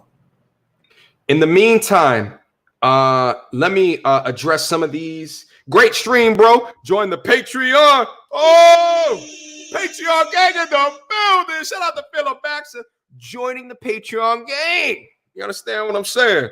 Joining the Patreon gang. Make sure you sign up to the Discord, my G. Make sure you sign up to the Discord. If you got to sign in through your desktop version of Patreon, and then you can link your account to the Discord, okay? And that's where you'll come across all the situations and conversations. Also, too, I had to make a co-ed chat because the male chat is very different of the female. I got 2 women Patreon supporters, which is interesting. I never thought I'd get any women Patreon supporters, but 2 of them, and they have access to the Discord, so I had to switch out because you don't want them seeing anything in a male-directed space. But there's a co-ed chat in there, and the conversations in there. Actually, one of my last community chat posts, the one today, that came directly from someone, one of the ladies into my Patreon, asking me about the Little Bootsy situation. You understand what I'm saying? So.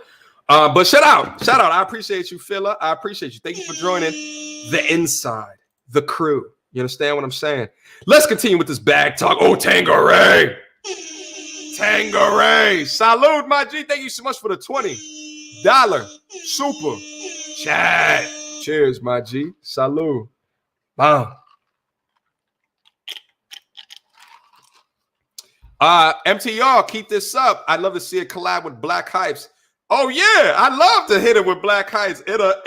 Listen, you know what? I just gotta make time. That's really what it is. Gabe A or Dr. Ali. Yeah, I mean, we've all been on O'Shea's platform. Shout out to O'Shea, by the way. He's killing the YouTube game right now. Big shout out to O'Shea.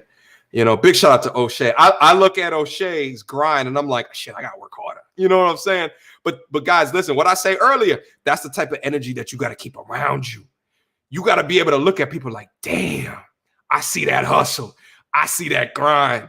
And I got to figure out how I can change and move things around and things that I'm doing in order to realize that grind, in order to realize that hustle. I look towards O'Shea and what he's doing from a YouTube perspective. I'm like, go ahead, brother. Go ahead, brother. But yeah, Black Heights, Gabe A, Dr. Ali. Listen, they do the Hall of Game on O'Shea's channel, and I don't want to cannibalize what O'Shea's doing over there. So I'll continue to go over to O'Shea's channel. And, if I ever get a blessing from him, maybe I'll come on this channel and do like those type of collab type of videos where we could talk about these things, or maybe the difference that maybe I can interject into it is specific financial topics that we can take into the future. But yeah, those brothers, without a doubt, are always invited over here. You know what I'm saying? But salute to Tangeray. Tangeray, you're also invited on here as well. If you don't want to get up here and talk shit, we can absolutely do that as well. I appreciate you, my G. I appreciate you wholeheartedly. Okay. Hold on. Oh wait, my thing loaded. Let me just see if I missed any of the super chats real quick. Okay, no, I got them all. Okay, so XXX, I seen that one. Phila, I seen that one. Tangeray, boom. Okay. Now next one, Taboo Smash. Thank you so much for the $2 super chat. Do you need a 3.0 GPA to do an MBA? No, I didn't have one. Okay, great question. These are the type of questions that you guys got to ask me in order for me to bring out some shit to help you. Okay, no, I made it in, but trust and believe, I didn't put my GPA on my resume. I think I had like a 2.8 something or a 2.9. Listen, in my undergraduate, I had so much fun. If I applied myself better, I could have, without a doubt, gotten over a 3.0. But that's not where my mind was. I was caught up in women. I was caught up in not focusing on my purpose. I got really lucky. I got really lucky in looking back on it, because I had no plan going into my final year of my undergraduate degree. But no, you don't need a GPA of 3.0. However, the higher the GPA, the easier it's going to be for you to get into a program. But a lot of these MBA programs, they really look at your place of business as well. I would say more so than an undergrad GPA, because not all undergrad GPAs are created equal. It depends what program that you went to as well. Okay, but thank you so much for the question. I appreciate that. Those are the type of questions that you guys got to tease out of me. Okay, you guys have to make this stream what it is that you want from it. Okay, you guys make this stream what it is that you want from it. You can't always expect me to give you information. Okay, give me good questions and I can answer. And I can answer from my perspective. Okay, from my perspective. Shout out to Malcolm. Thank you so much, bro, for the $5 super chat. If you lived in NYC, would you have still taken a mortgage out or just rented instead? Oh, shit. Here's the thing, guys. Do you think me being in the Midwest is just happenstance? When I left New York, I said to myself, listen, in order for me to start my life the way that I want to live my life, I said me doing that and going directly back to New York City, I just didn't want. So I was okay to saying bye to New York. Here's the thing. If you're in New York and you grew up in New York, you think New York is normal. New York is not normal. New York is not normal. It's not normal. And you start to see that when you get outside of your block, when you get outside of your borough, okay? When you get outside of the tri-state area. New York and the tri-state area are not normal. They're not normal places, and they're especially not normal from a cost of living perspective. Malcolm, fantastic question, though, because I wanted to bring this up because this is one of the ways that I understood where I wanted to go from a location-based perspective, because you have to also, because there's going to be some people that's going to tell you, yo, go to a New York, go to a Chicago, go to an Atlanta, go to an LA, all of these high cost of living cities in order to get jobs and occupations. Trust me and believe, there are people making a lot of money that are not in a high cost of living city. They're making a lot of money and they have relatively small or minimal expenses and they're building wealth. It is incredibly hard to build wealth in New York if you're not making at least six figures. At least six figures, in my opinion. And also, I grew up an only child, and I know I wanted to live alone in New York. In order for you to live alone and in the work anywhere in the boroughs, you're gonna listen. Your commute's gonna have to be long. If you're just getting out of undergrad, you understand what I'm saying? And you're making in the mid, five figures or so, mid-ish five figures. You're going to have a roommate to live anywhere close. You're probably still going to have a 45-minute commute. Fun fact about me, guys, I've never had a commute. There's been some internships that I've had commutes, but besides that, I've lived at most 5 minutes away from my places of business. But why? It's because I know I hate commuting. I don't like to drive. I drive good. I drive well, by the way. I just want to put that up there. But I know I value my time and I don't want to spend my time in a car. Okay, so I put that in there. Now, let me give you guys the resource. Because this is important. Okay, not that resource. Let me stop sharing that and let me share the resource. And I'll put this down into the chat as well. Okay, this is what's called a cost of living calculator. Okay, this is a cost of living calculator. Okay, this is at nerdwallet.com. What's the importance of using a cost of living calculator? The importance is not every city is created equal. You understand me? Making $80,000 a year in San Francisco, you're not doing that well, okay? You're not doing that well. I'm sorry. Making $80,000 a year in Arkansas, oh, you're good. Oh, you're good. Tennessee, oh, you're good. Oh, you're good. Oh, shit. 80? You're doing 80? Nice. In San Francisco, ooh, how many roommates you got? Facts. Tell me I'm lying. But here's what's important, because trust and believe, I had this in my mind when I'm picking out the best life for myself. Oh, wait, let me just make sure I answer this question. Do you still have a mortgage? You just rented instead? If you live in New York City, would you have? Listen, if I lived in New York City when I was just getting out of undergrad, I wouldn't have had the money in order to rent. I just would not have. But I trust and believe I'd be doing everything in my power to save up to get a mortgage as long as my goals for that mortgage aligned with how I saw myself in the future. Again, I can't just answer because, listen, I'm not one of the people either that's just like, yo, mortgage, like buy. I'm not one of those people either. I am someone that's to say, what are your financial goals? What are you trying to do? What are you trying to get to? And based off your financial goals, maybe it makes more sense to rent.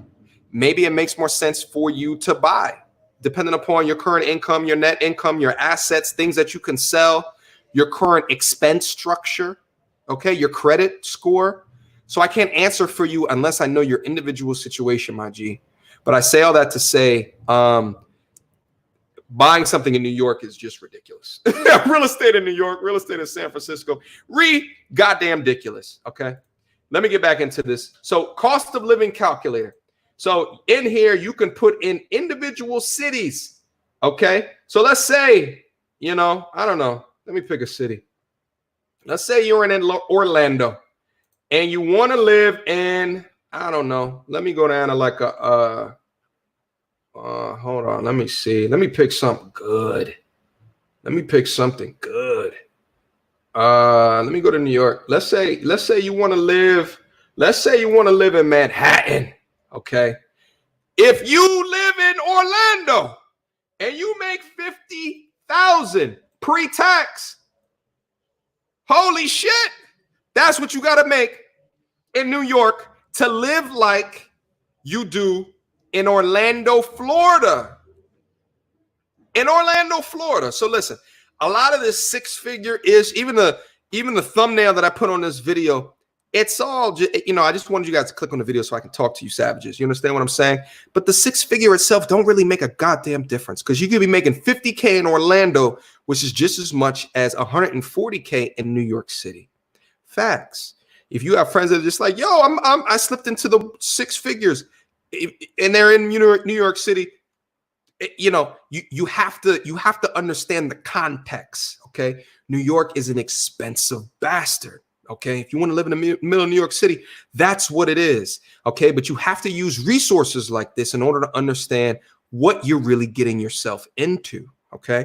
So listen, I put the Nerd Wallet thing down up in there. Feel free to go around and play within this, no matter if you're in, the Midwest or you're in the South and you're thinking about a bigger city. Also, too, if you're in a bigger city and you want to see how ridiculous your city is in comparison to some of these other medium cost of living cities or these low cost of living cities, you have to put this information in when you're looking up job content and resources in order to understand like what lifestyle do you see for yourself. Okay.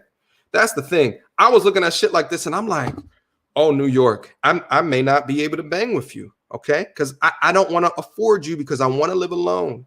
Okay. So what did I do? I moved in two low cost to medium cost of living cities, making decent money. And another thing I didn't go over as well is that my expense structure stayed the same. Remember before when I said that I was paying $900 in rent before my MBA? Guess how much in rent I was paying after I graduated my MBA after doubling my income?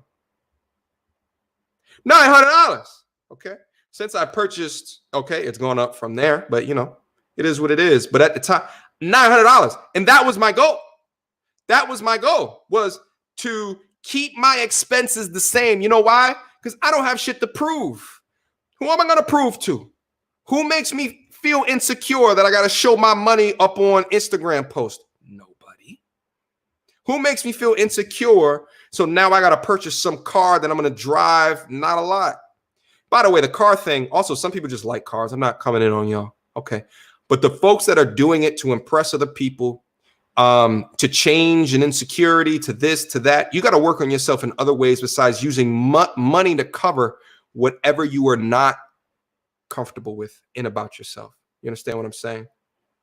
Keeping up with the Joneses is one of the most ridiculous mindsets that has infiltrated a community of people that we should be removing. Keeping up with the Joneses will leave you on the hamster wheel of life.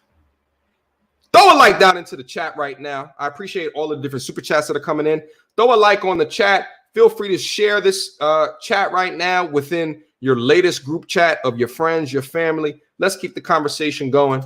Okay. Let's keep the conversation going. I'm going to open up the stream too in a little bit. Shout out to everybody that's down into the building. I think we have almost 200 concurrent viewers, which is dope for this type of content. Throw a like on the video. We should have at least 200 likes on this video. Okay. All y'all air hustlers, y'all getting something out of this as well. Okay. Okay. Throw a like on the video. I would wholeheartedly appreciate that. But guys, listen, utilize your resources. That's first and foremost. Okay. Utilize your resources. That's one of the best things that I did. I'm way back into the chat. You understand me? I achieved my final form. Look at the cut. Okay. I've been hurting for a little while, for the last couple of months. Who said I'm in Ohio? I'm in the Midwest. I never said I was in Ohio. Shut up. I'm not in Ohio. Okay. Understand that. All right. Utilize your resources. I achieved my final form. You understand me? Tip your barbers, by the way. They're working hard to get y'all messed up hairlines in order from the 2 months of Corona. Okay, they're working to get y'all. They're working to get y'all in order. Okay. Also, I missed some of the super chats, so let me just read them out loud. Shout out to Kyle. Put some respect on MTR's name and hit the like. Shout out, Kyle. Appreciate you, my G. Yeah, I appreciate all the likes that's down in there. Listen, guys, and I know it. Sometimes I go into the live stream chat and I forget to hit them. I forget to hit the like button as well. So feel free to go in, hit that like button. We should have at least 200 likes. That's down up in here. Feel free to share the stream with your closest of kin so we can get more people to understand this information. Throw it out into your group chats. Okay, would appreciate that. Shout out to Buggy Talks. MTR, you got me uploaded vids daily. There it is. Okay, because your energy begets energy. You understand what I'm saying? And listen, it's tough to be able to do, but once you get yourself on a cadence and you understand that the YouTube algorithm respects it more, you start to do it. Okay, I want to say it's for everybody. Okay, but it also forces you to continue to learn about yourself, right? And continue to put stuff up that you have to increase the quality on. Okay, shout out to Buggy. I appreciate that. I can't bring these up on the chat right now because my chat right here it's you guys are tearing up the chats right now. Okay, here's the first one that I can put up there. Jay Dollars, thank you so much for the $5 super chat.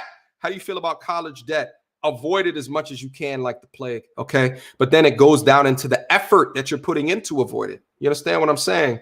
When speaking from a scholarship perspective, what are you doing from a scholarship perspective? When it's speaking from a choice of going in-state school versus out-of-state school, are you making a right choice? Are you choosing a school because your friends are going to that school, or are you choosing a school because you have some type of in-state tuition benefit? There's schools out there right now, depending upon the state that you are in, that's allowing you to go to a public institution for free. Research that. Okay, I was going to bring up another point. It just slipped my mind. Okay.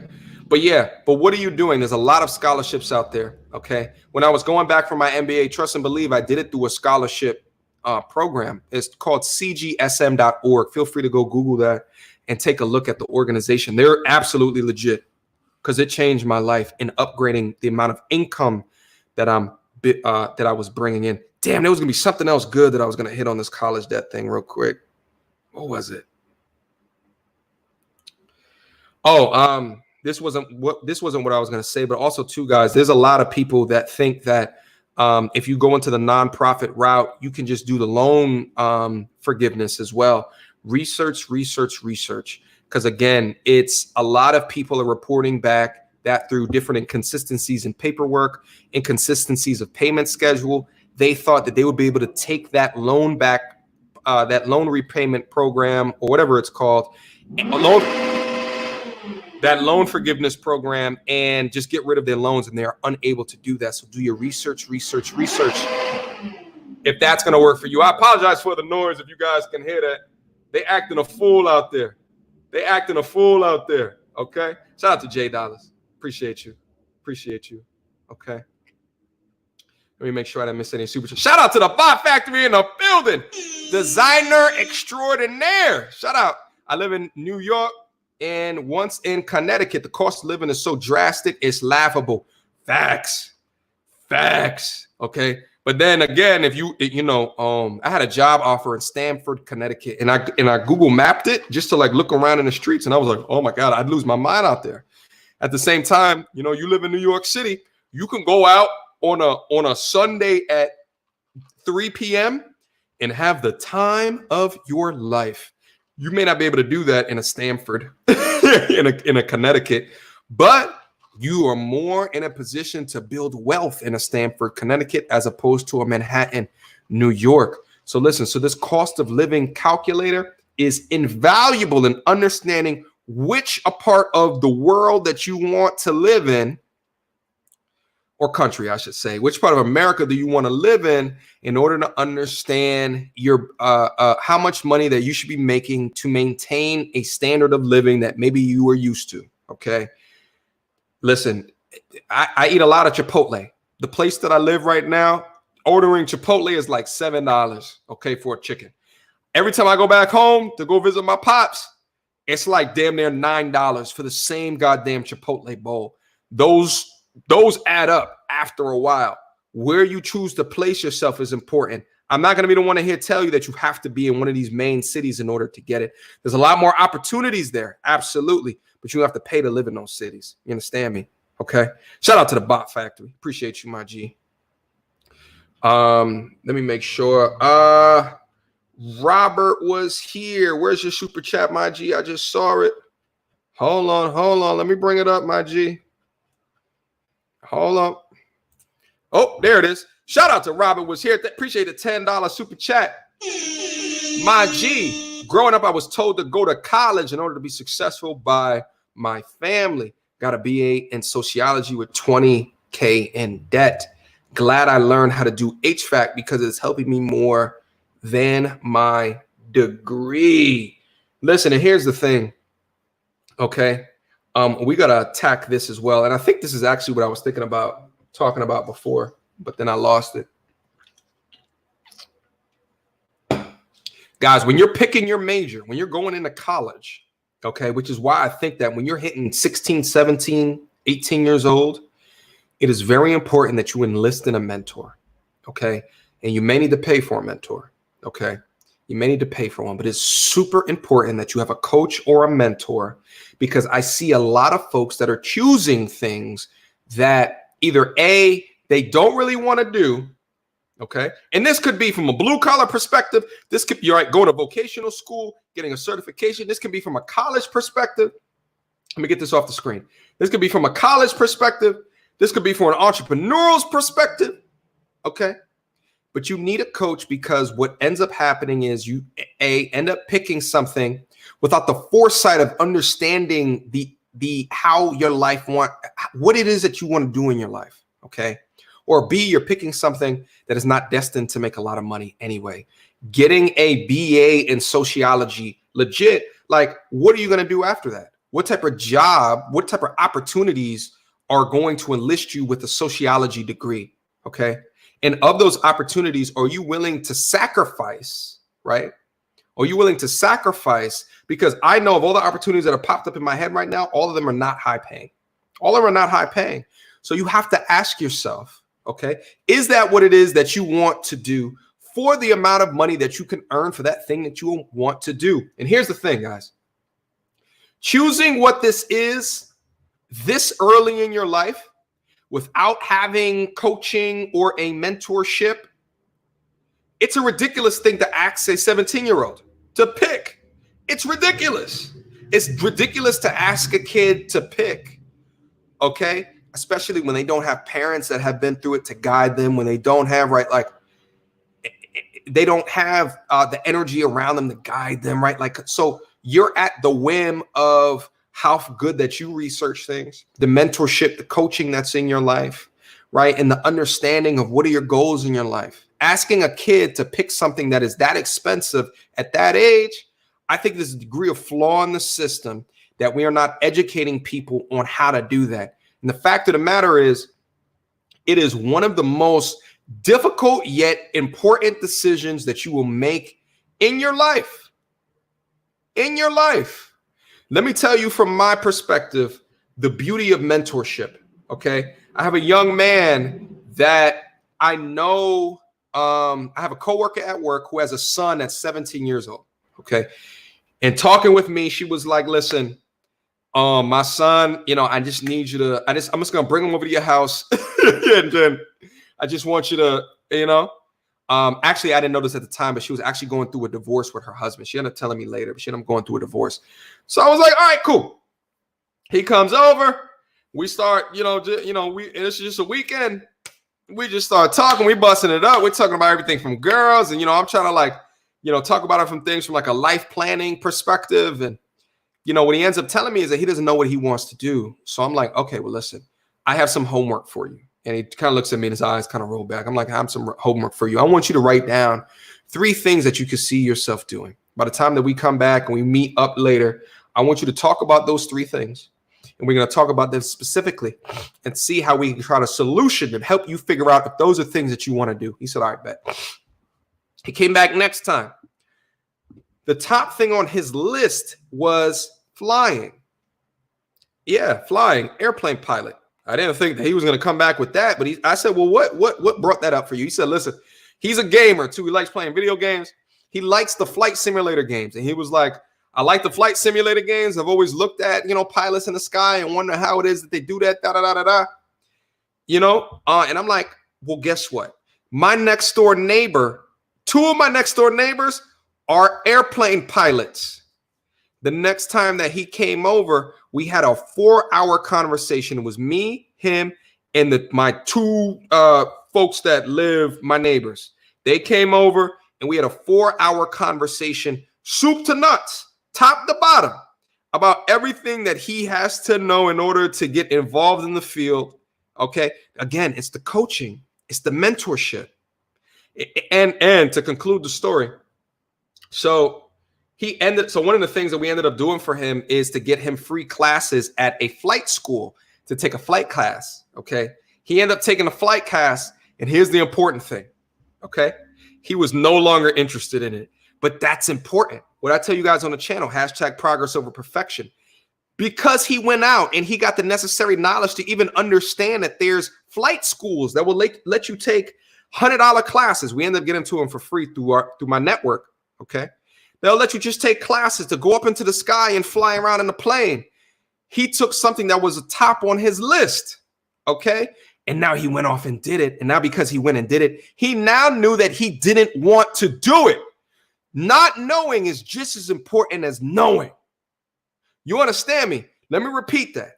Not knowing or figuring out that you don't want to do it is just as important as knowing, because it's process of elimination. Boom, you put the check mark through it. You put the line through it. So now he knows not to put energy into that. Now, he could have not gone through that, and he could have decided to go into a flight school, go through certification and going on the path.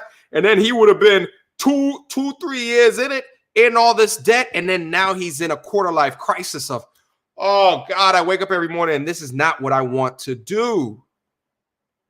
This is not what I want to do. You understand what I'm saying? Figuring out what you don't want to do is just as important as figuring out what you want to do.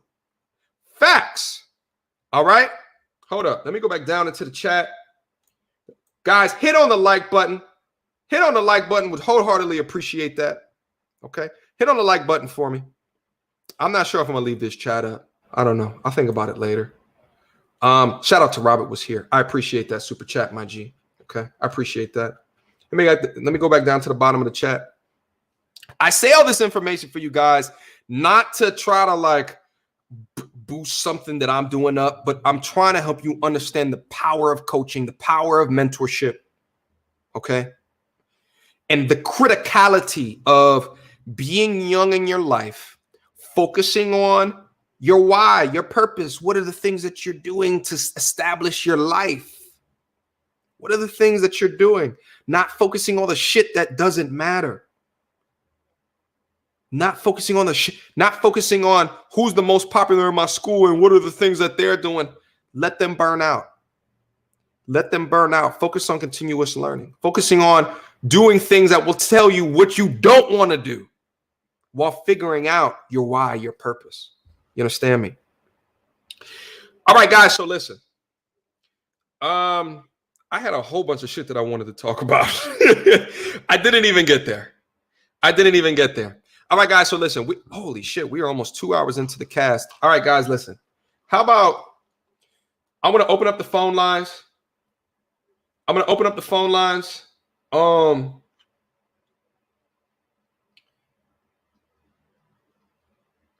to make sure I'm not missing anything.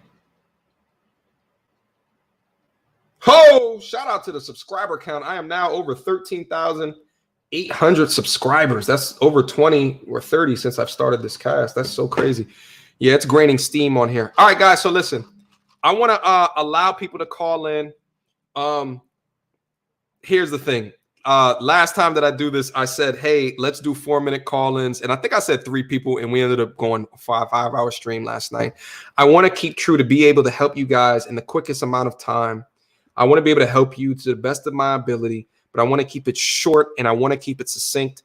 Again, for in-depth consultations, for in-depth information, for in-depth personalized specifically for you with dedicated time, hit me up on the Patreon and we can talk from there. You understand what I'm saying?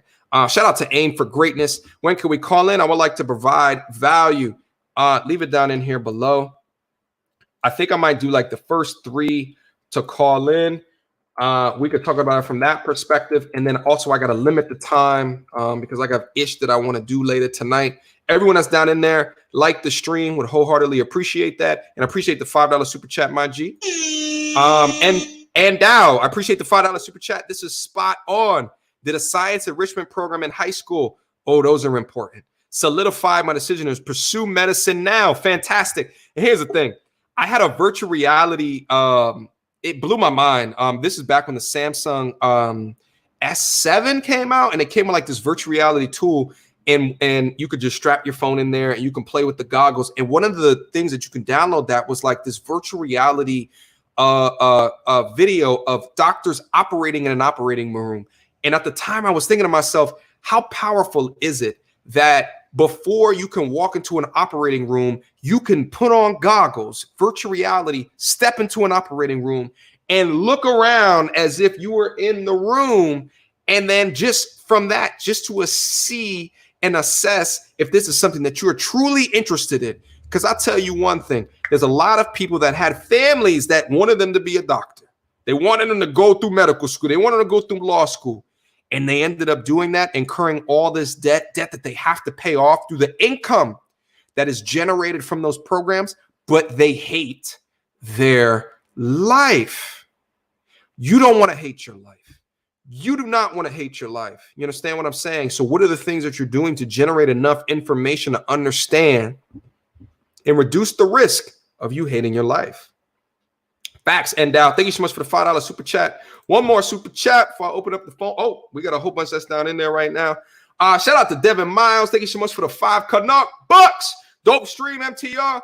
Real world content, producing valuable guidance. Salute. So you guys see my passion when I start talking about this right here, right? Yeah, I get in there. Thank you so much, Devin. I appreciate that. And that's the thing is, what is the tangible? When people say, yo, stay up on your purpose and do this, that, and the third, like, you know, what are the tangible things that you can do in order to ascertain what your purpose is towards the identification of what it is that you want to do in your life? Okay. Shout out, bro. Appreciate you. Patreon link is down there, scrolling down below. First to the building. Shaq, I see you, my G. We are. There it is, bro. For folks that don't know, that's the call of us Penn State. That's Penn State. You go like, we are, and then everyone says Penn State. So. Yeah, bro. That's crazy. We know mutual people. Isn't that shit crazy, bro? Yeah. Yo, have you been to was the Den live back then? The Den. Oh yeah, the Den was live before I got up there. Yeah. Okay. Yeah, the Den. Listen, the Den. It was Shandy Gap. They might have changed the names of a lot of these places. What was the place you could go get like a $5 hurricane? It was like a pitcher full of liquor. Oh, you mean the Monkey Boys? The Monkey Boys, I forget the names of all of the things, but like, yeah, and it was a spot because I used to live above that it was 2 subways on, not Atherton, College Ave, I think the name of it was. There was 2 subways. Okay. I used to live on top of the one across the street from South Halls. I used to live right on top of that building. And I remember, like, you know, even as a college student, like I had my tactics of money saving. You know, I used to keep my cups from Subway. And then I would just walk down in there and refill my 32-ounce cup and just walk back up. I wouldn't suggest that. You wild for that. That's but listen, I was broke. Yeah, I feel you. That's next to the Meridian, right? Yeah. It was right there. Yeah. Listen, I had a couple of mean things in Meridian as well. Oh, the Meridian had some crazy parties. I remember one of the craziest things before I even went to Penn State. I heard that the Meridian got that's how I knew this place was popping. Like, it got shut down because someone threw a sword out the window. Get out of here. Get out of here.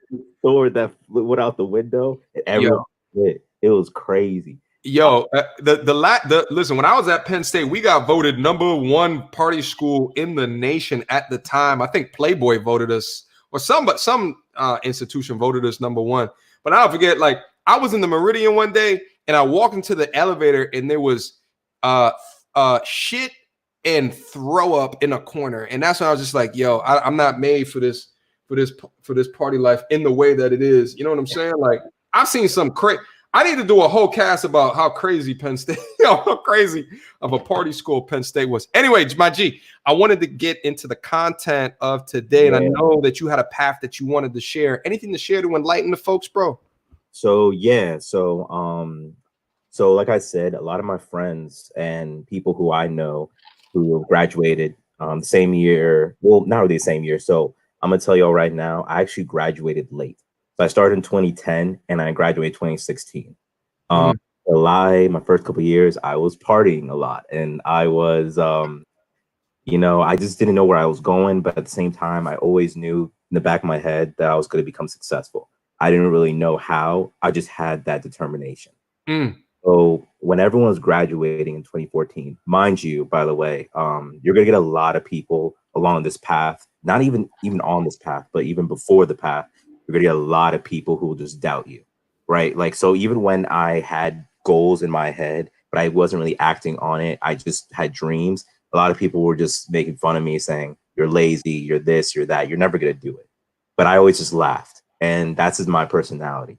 I don't really go back and forth with people. I don't need to do any of that. It's a logical conversation, or I'm just gonna laugh and say, it is what it is, because my actions will speak for my words. I don't need to prove anything. Facts. So with that being said, a lot of people graduated. I was still there in 2014, and it was around that time when I got all the partying out of my system, and I was like, okay, I really need to focus. And it was actually fitness that got me to actually, not just work on myself, but be able to train my mind, go towards things that I truly felt uncomfortable doing. Right. So, Right. And also, bro, and also talk about, so you graduated 2016, so you've been out for 4 years now, and I think I remember you saying that you're now into the six-figure club. Yeah. So now you have entered into the top 10. So when you graduated from Penn State, what was your income at that time, and what did you do to hit into the six-figure club specifically? So I was actually so I should let you know, like, while I was still in school, I was still doing certifications, because the reason why was because I knew my major, which I was a math major, and I saw a lot of people graduating with math majors and just not getting jobs. And I wasn't really vibing with that. And so I said, I'm going to take things to my own hands. And I started working an internship while also doing certifications for IT, especially database administration. And I did that for 2 years while I was in school, so 2014 and 2016. So I graduated school and I finished that internship. Then afterwards, I then went back home to Virginia, and then I started working another job. It was like a contracting job in a sense, and I was getting like maybe 50 or 60K, but I wasn't making the money that I researched online, because everyone was saying, yeah, go into database administration, you'll make 6 figures. And I'm like, why am I not making this money?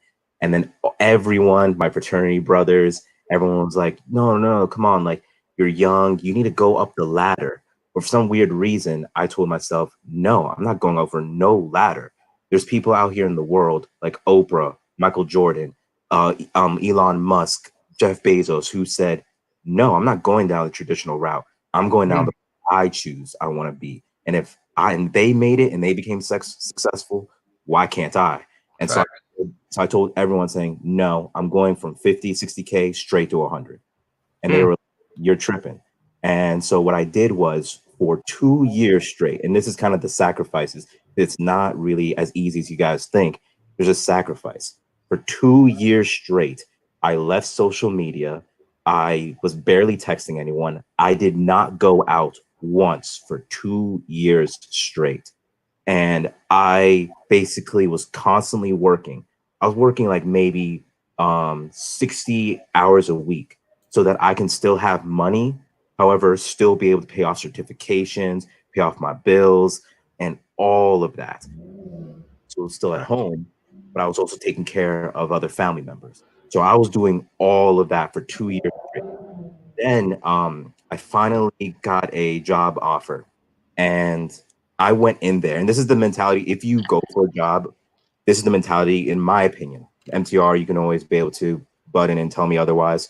But my opinion is I went into that job offer and something sparked in my head where when they would ask me questions, I would answer, but I asked them questions. I have value in my head that you need me. I do not need you. And you need to prove to me that I should work with you. And if I don't feel as though you're not giving me what I want, I'm going to leave. Dog, wait, hold up. Pause right there. Just real quick for me. Indulge me for a quick second. That mindset shift, the power. Sorry, I'm getting some feedback. Oh, maybe it's my mic. The power of the mindset shift. Hold on, I'm getting some feedback. Let me just mute you real quick, bro. The mindset shift of thinking of yourself of, oh, what it is that I have to do to prove myself, right? In order to get this job. And it's to a degree of, no, you're interviewing them. You're interviewing them because you know what you bring to the table, because you did the work. You did the work, bro. And quick thing. And let me also comment on it as well. I did the same thing. I left. It was like 2009, 2008, 2009. I left Facebook, no social media, and I didn't turn on anything until I graduated my MBA, and then I had an Instagram. I still left Facebook alone. But like, yeah, bro, that's because you got hungry. And that hunger, and then understanding within that hunger the things that you did to be a cut above the rest, and then that mindset shift of not just interviewing for something, but you were interviewing them because you were assessing what it is that they can give you. Because here's the thing: at the end of the day, guys, let's call a spade a spade. Let's call a job a job. What is it? You are exchanging your gifts and your talents for time. Exactly. That's what it is. And just as easy as you can get up and leave, just as easy they can make you get up and leave. Facts. So you have to use them just as much as they're using you. I get all of this. Like, you go into a corporation and they'll have you drinking the corporate Kool-Aid or whatever, but you have to understand a couple of things. You're exchanging your time for money. And at the end of the day, the things that you're doing in your individual contributor position at whatever it is that you're doing, even when you get up into management, those are not things that are going to be a part of your legacy as well. Okay. So for the meantime, use them as a tool of getting yourself to the next plateau, you have to use them for what it is that you're getting out of it. Okay. Maybe it's dope resume bullets that you can go to another employer and then, 2x what it is that you're doing. But I love that mindset shift, bro. All right. So listen, bro, I got to move on to the next callers, or this will be another 5-hour thing. Any last things to say? 15 seconds real quick, bro. Yeah. So, MTR, I hate to do this. I wanted to at least get your opinion if you're cool with me doing this. I actually started a what's it called? A charity for everything that's going on with the COVID-19. And now that I'm in a better place financially, I'm actually donating money towards different organizations and charities so that, obviously we can all be able to live a little bit better and people can actually be able to eat nowadays. And I know that we're talking about actually building finances, but I'm a firm believer of always trying to give back and trying to help others. So are you cool, MTR, with me like posting my YouTube channel? By the way, I do have one, but yeah, do you mind if it's up to you? For a link to a charity? No, just my YouTube channel, and they can just click on the video. They don't have to watch the video at all, but in the description, it'll say all the charities that they can actually donate to if anyone wants to. Yeah, feel free to leave that into the chat right down in here so that they know where to go look you up at, and we can do it from that perspective. I can definitely do that. Okay, cool. All right, Shaq, thank you so much for your time, bro. I appreciate you. No. All right, coming next to the stage, Menzi. How are you, my G? Hey, I'm good, brother. Awesome, man. Awesome. Listen, man, I know you've been listening for a little while, man. Anything to share real quick? Yeah, man. Shout out to Shaq. It's just Yeah, dropping that sauce. great Dropping that story. sauce. Yeah. Yeah. We need to get up here and talk more about money than women, you know what I'm saying? Facts, yo. Yeah, maybe I should be doing this like maybe, once every 2 weeks or something like that. Facts. Awesome, man. Awesome. Did you learn anything from the conversation, bro? Yeah, you know your money talk streams are my favorite, G. I support your dating stuff so that I can get you the views, so it supports your hustle. But your money streams are my favorite, G. I appreciate you, Menza. Yeah, and I appreciate you going down there and doing the moderation thing down there as well. I'm seeing all the part of the masculinity. We gotta make that brand come through. Merch down below, by the way. Okay, merch down below. Okay, we gotta expand the brand, bro. The brand. All right, awesome, though, man. Anything else to share before I get out of here, bro?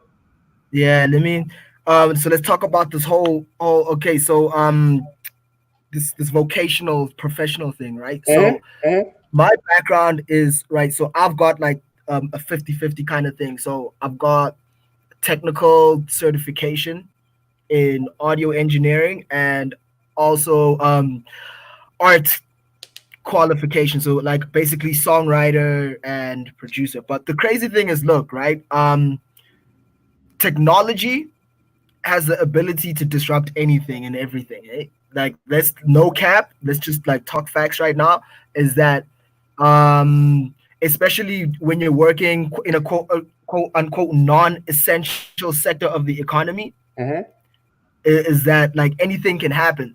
But just to like fast forward, I saw like 5 years ago, like 3-4 years ago, that this whole entertainment media production thing is not where it's at. Facts. Yeah, it's hard to make money in there. Yeah, because even though I'm like qualified and I've gotten my stripes and I've gotten my certifications on the technical aspects and the creative aspects, you get someone like hypothetically like a little Uzi Vert that makes a dumb song and it like blows up kind of thing. And I know like some of my uncles, they've got like, because like music is like something that runs in the family, you know what I'm saying? So I was always drawn to music, so I decided to pursue it as a career. But my uncle is a grade 8 level musician, so that's like the highest level you get. And at times he's like, yo man, it's hard out here, G. And he teaches and he's like, fully employed. But when we factor in inflation and all of that, it's like, you're hardly treading water kind of thing. Facts. Hey, bro, listen, my pops was a music teacher, right? Like but listen, my whole basement in the house that I grew up in, he had his audio. My dad's an audio engineer. He had all of his audio equipment. And here's the thing, what he told me is that like at the end of the day, like he had to do something to put food in my mouth, and teaching happened to be that. So he had something to fall back in on, but then on the side, he was still doing his audio engineer stuff, producing, like he was doing. And I remember like people coming into the house and they go down into the basement and then he, do sessions and stuff like that. But like, I don't know, maybe one day I'll ask him how much money did he think that he made throughout that time. And the thing is, the technology has changed so much. Like, it's gone from, what it was to Pro Tools to, I remember my pops, he had like these machine, like DA88s, which was like, he was so excited. I forget what the machine actually did, but he had. Yeah, have you heard of DA88s? Yeah, I used to work on DAT tape as well. Yeah, DAT tape is so used, but the thing is, with everyone getting software on their computers, it kind of makes it, and the whole internet thing gone. Maybe if you got like a budget, then facts. And I used to have a studio as well when I was like 22. Like I was living, I had like a condo, a studio, I had like all of the works, but then as soon as, because Moore's law says that like every certain amount of years, the amount of processing power that goes into computers doubles in like half the space. So with that, 2 years, I think every year and a half it doubles. Something like that. So with that, what you got was algorithms that used to like that literally replaced audio engineers overnight. And you're like, damn, no one's booking studio sessions anymore. YouTube is going crazy. So Yo, and the thing is like you all, so like whatever, and I didn't touch on this at all. Like I said, it was like there's like 100 more things that I could touch on, which is why I got to do more streams on this. You have to understand of the industry that you're getting in. what is the chances of it being disrupted? Facts. Music was ridiculous. I mean, think of Napster. Think of Kazaa back in the. Think of before the main squeeze for a musician was album sales. Now it's concerts, right? Like because of like, and it's not starting to switch because we have much more of a aggregated system to understand streaming sales, as opposed to when Napster came around, you were just downloading free shit on the internet. You understand what I'm saying? But because of that innovation and that disruption in the marketplace, musicians and what they were being paid was being slashed. You understand what I'm saying? So you have to understand, is what you're doing right for disruption? From blue collar work, white collar work, I mean, it's all up. Anyway, bro, I guess I got a whole bunch of people that's down in there right now. Any last quick things to share before I get down in there? Yeah. So let me just quickly wrap it up. So I saw all of this disruption happening, and I'm like, no ways, G. So then I started, picking up Java development, and then I slowly started to transition. Now I'm doing mobile dev, and the thing is, the income is like slowly starting to trickle in. But now, I don't have to go to college, like based off of like sales that I can generate, but I'm still going to use the money that I generate off of this to go get a computer engineering degree just for, vault purposes. So nice. A lot of things that you're saying, like, bro, it's important that the young team coming up, they need to get this information so that you don't get stuck in this passion. Then I'm going to do it for passion. Nah, that can get disrupted so quick. 0 to 100. Wiped out. And you're going to do it for passion and be eating your fingernails for dinner, Listen, there's choices that you got to make. Like, Menzi, I appreciate you wholeheartedly, my G. I appreciate you holding down the fam as well. Appreciate the knowledge, bro. Thank you. It's always love, G. All right, bro. Appreciate it. All right.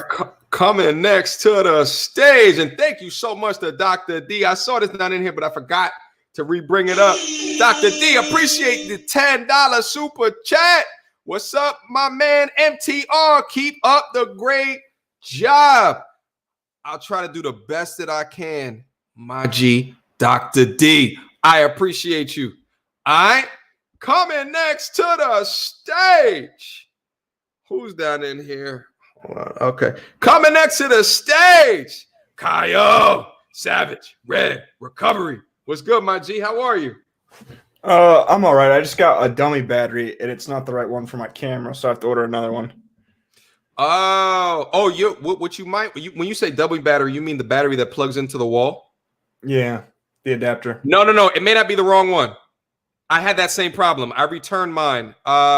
What you have to do is when you put the battery in, you have to not let the latch come down. You have to put it in the little notch, and you have to close the latch. I ended up returning mine like 2 times. Yeah, try that out, bro. No, for real. Thank you. Yeah. So put the latch up under the thing, bro. So what's up, bro? So here in Cleveland, Ohio, if you become a union electrician, after 5 years, your base pay is about it. You make $40-some an hour without benefits. Your benefits package is about $60 an hour. And after your base pay after 5 years roughly is $80,000 a year, but that doesn't account for overtime. So most of the guys make about $100,000 to $120,000 because if you become a foreman, you automatically get a $2 raise. If you become there's certain levels of foreman, it gets to a point where if you're a top foreman, you make $12 on top of your 40. So you can be making a base pay of $110,000 without overtime. Nice. And that's what type of hours per week is it? So I work for my job from 7 to 3:30 Monday through Friday. And if a project ends up needing overtime, like we'll work 10s or 12s, sometimes we'll work. There's jobs that need 7 12s. There's some jobs that will do 5 10s and an 8. It just depends on the schedule of the job. If it's behind, it depends on like if you're going into like a steel mill, they run 12s, just 10s and 12s all the time. Like the guy, like the journeymen that work in the steel mill, they make like $3,000 or $4,000 a week when they work in the steel mill. So does the amount of pay go up depending upon like the riskiness of the job, right? Like, do you get paid more, right? Like if you're doing riskier work, like up on lines, or like if you can explain that as well. Okay, so when it comes to being an electrician, there's certain types of electricians. So a inside wireman is a guy that does like distribution, which is like the power that goes from transformers. And like if you're say you're at like a hospital, there's distribution that goes from the high amount of power they have that runs to each part of the building. When you're talking about on the lines, that's a lineman. So like that's for the power company. They make more money than we make.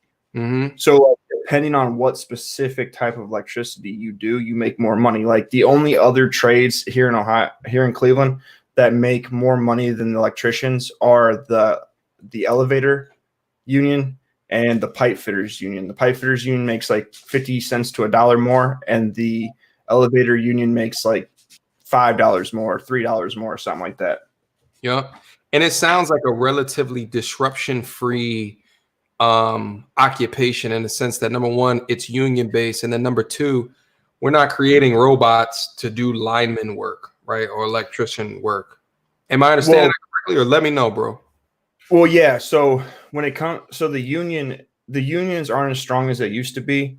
Like it used to be that the unions had 80 or 90% of all the work that was in downtown Cleveland. Now they've got about 50% of the work. So we are competing with non-union shops and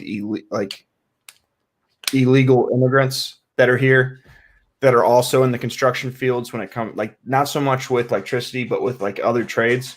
Yeah. But you can't make a robot do electrical work.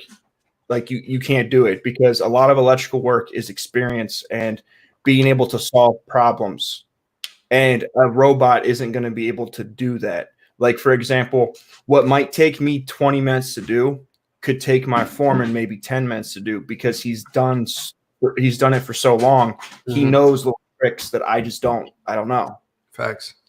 So just with that, you don't have to worry about machines. Like it's not plausible, because even so, if you bid a job, like I just left a job this week that was a $1 million electrical job for a condo for an opiate. It's like a rehab facility. And they bid the job for $1 million, and it was bid out for 8 journeymen, which would be $60 an hour for 8 guys. How much would it be to build one machine? So say it's $2 million for those machines. Those machines can only be on one job. Like it'd be impractical. The amount of money it would take to build a machine and to be able to make money off of it, it's not plausible. And a lot of these electrical companies, they run off of debt because they're so big. Like we have 180 guys in our shop. They run off of debt. So they don't really have the money to invest into technology. They don't have money like that. Like they're not broke, but the amount of like money it would take to get something from nothing to a finished product, it's just not worth their time or their money. Got it. All right. So to conclude, when you're first starting off, what is the typical salary in the Midwest, and then what are the steps for that? So, the way I started is I was in rehab, and one of the guys, his nephew owned an electrical shop, and I was asked if I wanted to be an electrician. I started off at $11 an hour. Within my first year, I was making $14 an hour. I've now been in the trade for 5 years, and I switched to the union. I make $21 an hour base salary with that job. When you start off in the apprenticeship, you make $13.50 an hour. And then every year you take a test, and then you gain a percentage. So it's your scales based off like at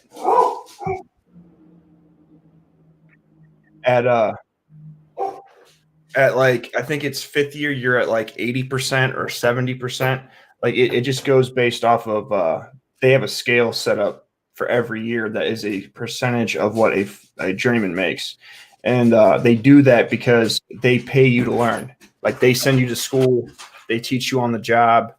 Like any person that wants to get in the trades, you don't have to go to trade school. You don't have to pay any money to learn anything. You literally just need to go to a union and apply, or go to a non-union shop and look for a job. And they'll, like, I had a boss tell me, why would you pay to become certified when I'm paying you to learn?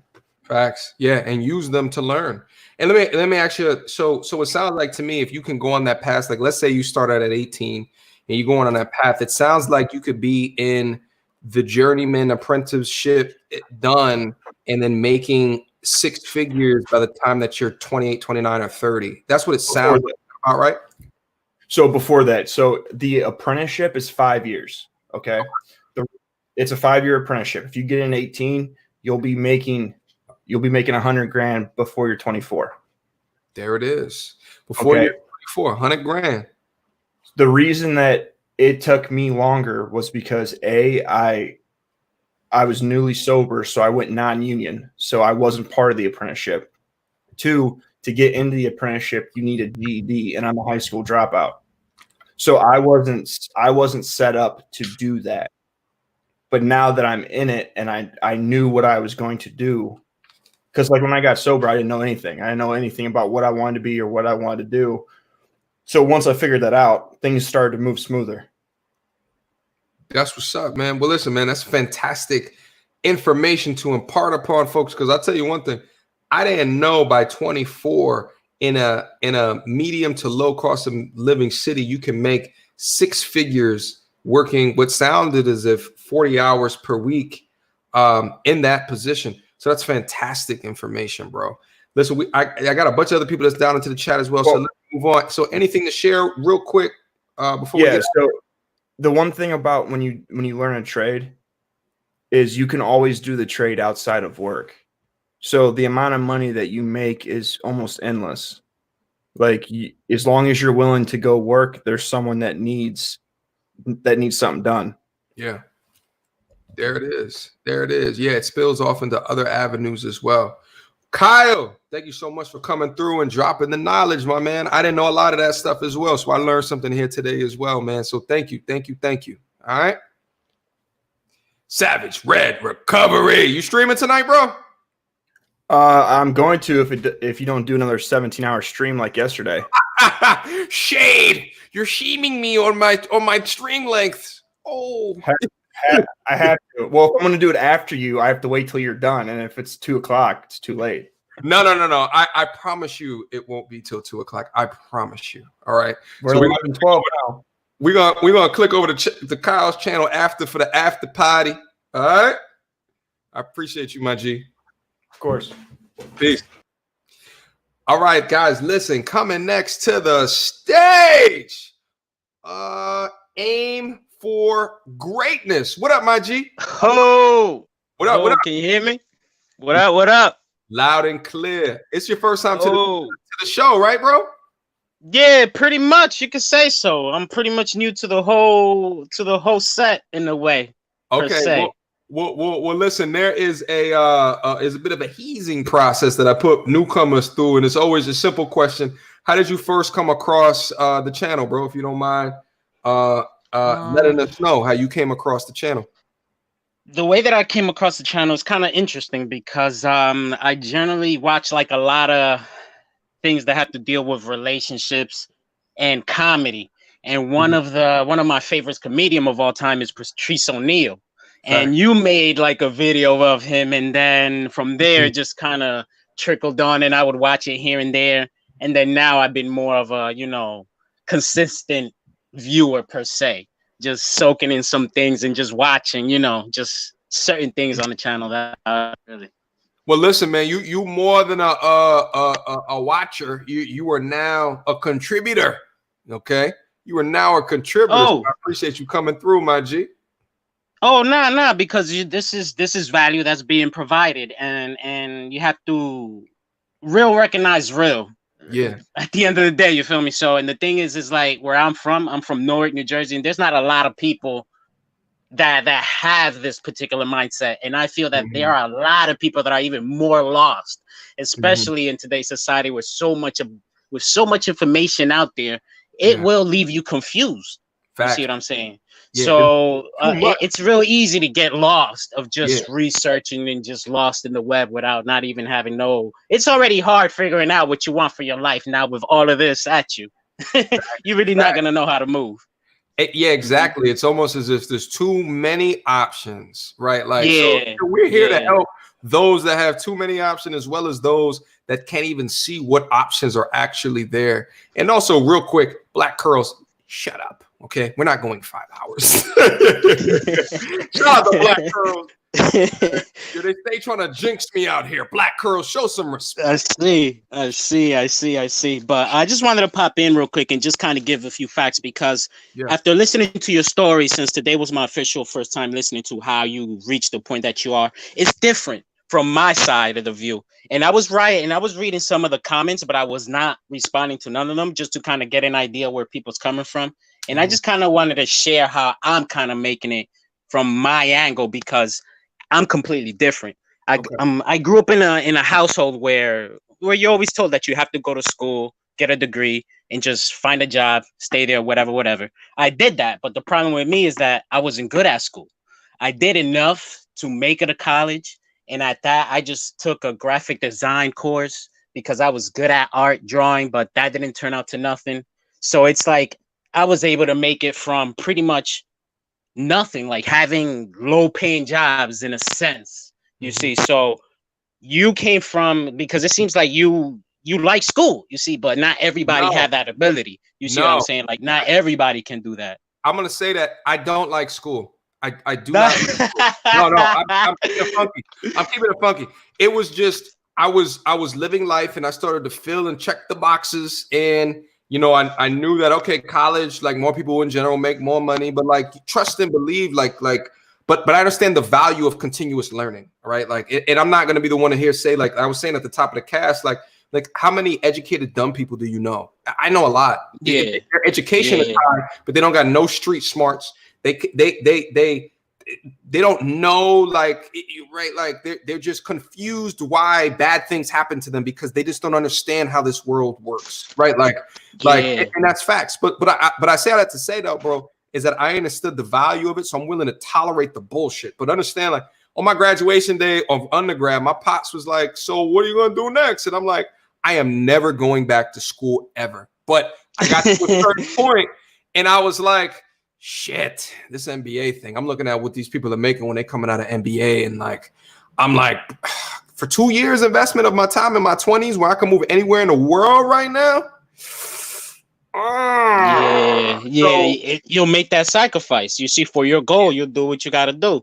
You see what I'm saying? So the point of view that I just wanted to share is for those people that can still make it, but can't tolerate like that commitment of 2 years of a institution of going to school. Because the way that I made it was the fact that, like, I just recently got a job making over $30 an hour in construction working in New York. But before that, I always had a job that paid me $20,000 a year or $32,000 a year, or even less than that.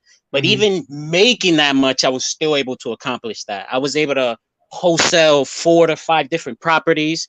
I have a trading account, and I grew my trading account, so I know how to trade stocks. Grew my account over 50%. So it's like it's possible. And one thing that I mentioned in the super chat when I donated and I said that your network is your net worth, is truly that, because I live near the city, so I just took advantage of that. One thing that I hate about the city is that, yes, whenever you go, you have to know how to figure out the sharks. You see what I'm saying? So you know you're not wasting your time, because you can get caught up real easy. You see what I'm saying? But at the end of the day, there are good people in this world that will teach you their knowledge and hold your hand and guide you to kind of the promised lands in the way. And that's what I did.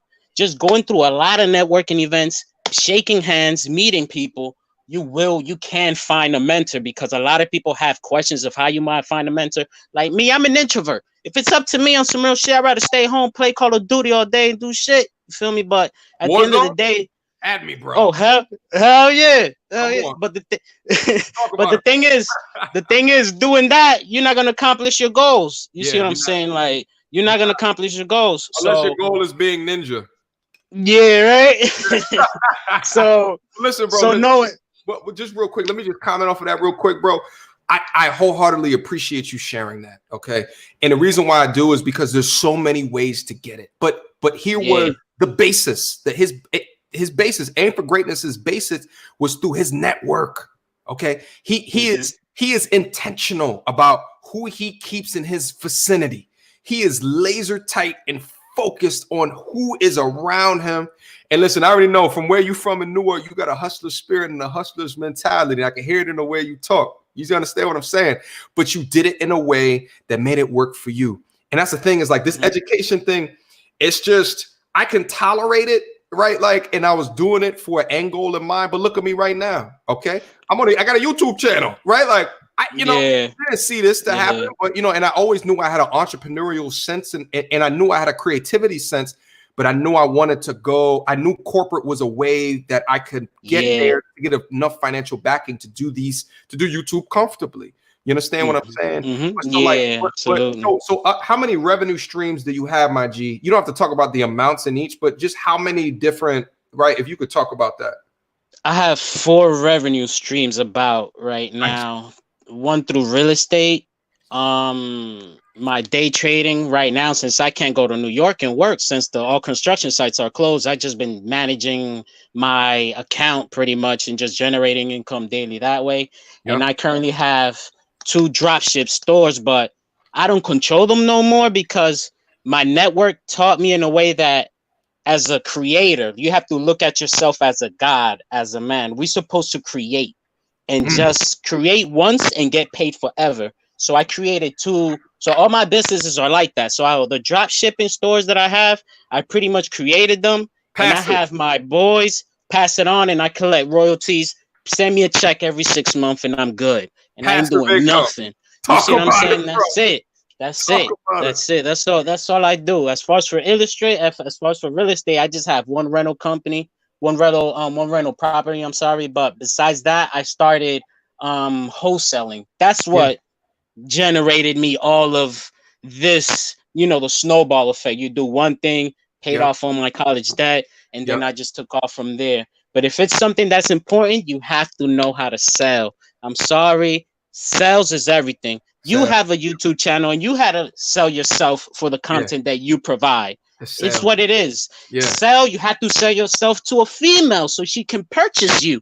That's sales right there. It's the same thing. It's the same you have to know how to sell. It's the same muscle, bro. Talk about it. It's the same exact muscle. Knowing how to sell yourself, right? Knowing or having confidence in selling something. You walk into a car dealership and the car dealership is, the person is like looking at your shoes and he's talking to you and he's confused and there's no confidence in what he's versus you walking into a car dealership and he's trying to sell you. He knows all the information. He knows what this car brings to the table. Okay, you see the way that I've used that brings to the table. Same thing in a relationship, right? Like you got to be confident of who you are because there's a component degree of selling yourself, selling your ideas. That's really what the world is about. I mean, when you talk about like trying to be an inspiration, trying to affect people who you may not come from their particular background, but you're trying to inspire them. You're just trying to sell your ideas. Like you look at like a Gary Vee, for example. He is a mastermind of selling ideas. He has an idea and he makes it post and then it gets millions of likes, that's sales. Selling is such a fundamental component to human beings, and not enough people talk about the benefit of being able to sell yourself, sell a product, right? And to be passionate about it as well, bro.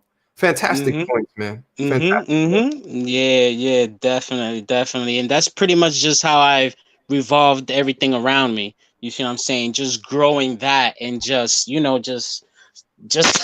staying away from females at the moment. Unfortunately, I hate it. I hate it. Sometimes you gotta. It's a beautiful thing because one thing on that same subject, I kind of love it because when I'm in the United States, I'm here focusing on myself and on my business. And we were talking about credit cards. Like if you know how to use credit cards correctly, it will benefit you. The way that I use them, I get rewards. You see what I'm saying? And I use these miles to travel for free. And it's a beautiful thing when you're sitting in DR, like in a nice hotel. Fact. Trading in the stock market in the morning and then you out chilling in the afternoon. You feel me? And that's what I use. That's what I use to kind of escape. But when I'm back home, oh, it's Yeah. on the grind. Like nothing is bothering me. I'm here and I'm just pushing. That's it. Like, yeah. And you brought if up you, and you brought another point too, and it's like financial hacking, right? Like, you know, there's people yeah, who, you know, do the whole credit. I forget what it's called. The credit card churning is what they call it. yeah, exactly. Credit card churning. Yeah, well, Yeah. instead of using your regular debit card, you use your credit card, and then you acquire points, mileage, and then you can turn it into money, or you can use it for flights. But the thing is that you have to be good with money and never keep a balance. Do not get that entrance, because if you do, that's how they get you. Yeah, it makes no sense if you revolve a debt. I was talking about that early in the stream as well, bro. Listen, man, I got a whole bunch of extra people down into the chat right now. Yeah, and I know. Yeah, it's a common joke on the channel. People always talk about how I say I'm gonna make the stream 2 hours and then I'm going 5 hours. So I'm trying to maintain it because it's nice outside. I'm trying to get outside and get into something. Yeah, no, that's what it is. But I appreciate it, man. Like it's good that you're providing this opportunity to a lot of people, because it's something that definitely needs to be heard. Absolutely. Listen, bro, I appreciate you. You welcome back anytime. You know what I'm saying? I appreciate you. All right. All right, bro. Also, before we get into the next caller, shout out to Heb Sparkling Water. I'm assuming that's your business name. But shout out, bro. I appreciate the $5 super chat. MTR, try some gin. Ava Lovelace. I haven't heard of that gin. With some Heb Sparkling Water and some orange Mio. Listen, bro. Do you have a water company? Heb, come down into the chat. I want to talk to entrepreneurs as well. Come down into the chat. Let's talk about it. Let's talk about it. The link was down up in there. Listen, let me put it down in here yet one more time. Head, come into the chat. I want to talk about you. I want to talk to you if you have a sparkling water business. I said that's interesting. That's interesting. Link down in there. I know I'm putting it down in there, and everyone can click on it. I'm looking at who's down into my chat right now. Only have come through, please. Okay, we're not gonna be we're not gonna be up here for 5 goddamn hours. I love you guys, but you know it's nice outside. Okay, I'm gonna go outside with my mask on, see what's happening. You understand what I'm saying? See what's going on. Okay. All right. Awesome, man. Thank you so much again for the $5 super chat. Hopefully you're still down in there because you did send that a little while ago. Next to the stage. Matt, the director. What's good, my G? How are you? I'm good, man. I'm good. Good, man. We hanging in there. Listen, bro. How are you banging with the direction of the stream? I'm sorry, we're not talking about ladies today. I'm glad that we offer that. Fantastic. Wait, hold on. Your microphone's kind of low, bro. What was that? Your mic is kind of low. Can you hear me better? Say something. Can you hear me better now? Guys, can you guys hear him in the chat? Let's wait to a couple of quick chats before we get into the conversation. Let me see. Can you hear me better now? Listen, there's no one typing in the chat right now. Put a 1 down in the chat if you guys can hear Timbot okay. Can you hear me? I can hear you. I'm not sure if they can hear you. Okay, yeah, they said kind of low. So if you can get closer up onto the mic, bro. Okay, they're saying kind of low. Better? Way better. Okay, bro. All right, so yeah, man, I'm glad we're talking about bread, man. Thanks. I'm glad we're talking about money, because ultimately, that I think that's a better conversation and pursuit. Because with the money, you're gonna have the options to the women. So it'll come. Like, if you really want the women that you're really asking for, it's good to have the resources, to be able to put you in a position to choose. So, but yeah, just hearing what everybody's talking about. One thing I really wanted to kind of get on was the aspect of mentorship, right?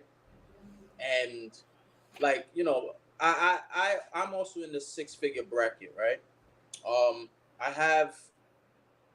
an associate producer at MLB Network. That gives me a nice chunk of change, right? Mm-hmm. And then the rest of my figures come from my 3 other businesses. Well, dominantly 1 other ones, 2 other in development. But I'm gonna be real too. Like, 1 is not profitable yet. We're trying to get it to profitability, but it generates revenue. Yeah. And then another one is based on obviously like my creative services, right? So I do like graphic design and videography and all these different things. So my media base, and then also I'm developing a toy company, right? So it's gonna sell toys, merch, and it's gonna combine like the toy industry with the food industry. So it's kind of different. And these are my dominantly my sources of income, or where my money is being invested into, right? Yeah. But one thing I think a lot of people kind of miscalculate is social capital and you being able to build relationships with people.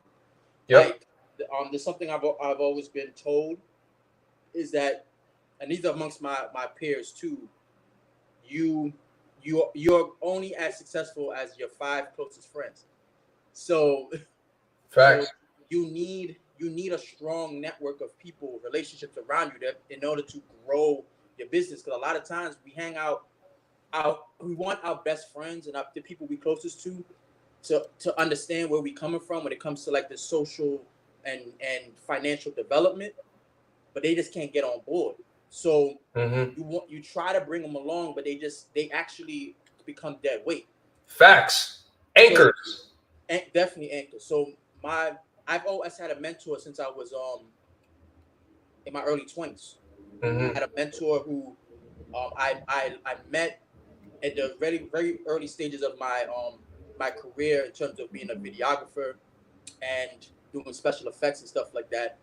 And the way we met, the way my old team and I met him back in the day was he was supposed to do a project and he couldn't do it, so it fell on our lap. And we was like the last people that anybody wanted to hire, and we impressed everybody, right, with the quality of our work. So he contacted us back again. It was like, yo, who are these young cats, making these vids? Yeah. He sparked the convo with me. I told him kind of what my ambitions was. I told him I want to be like a movie director. This is what I want to be when I grow up, or get older. And he took me under his wing. And that was when I was like 23. He is still my strongest and most dedicated supporter I have to this day.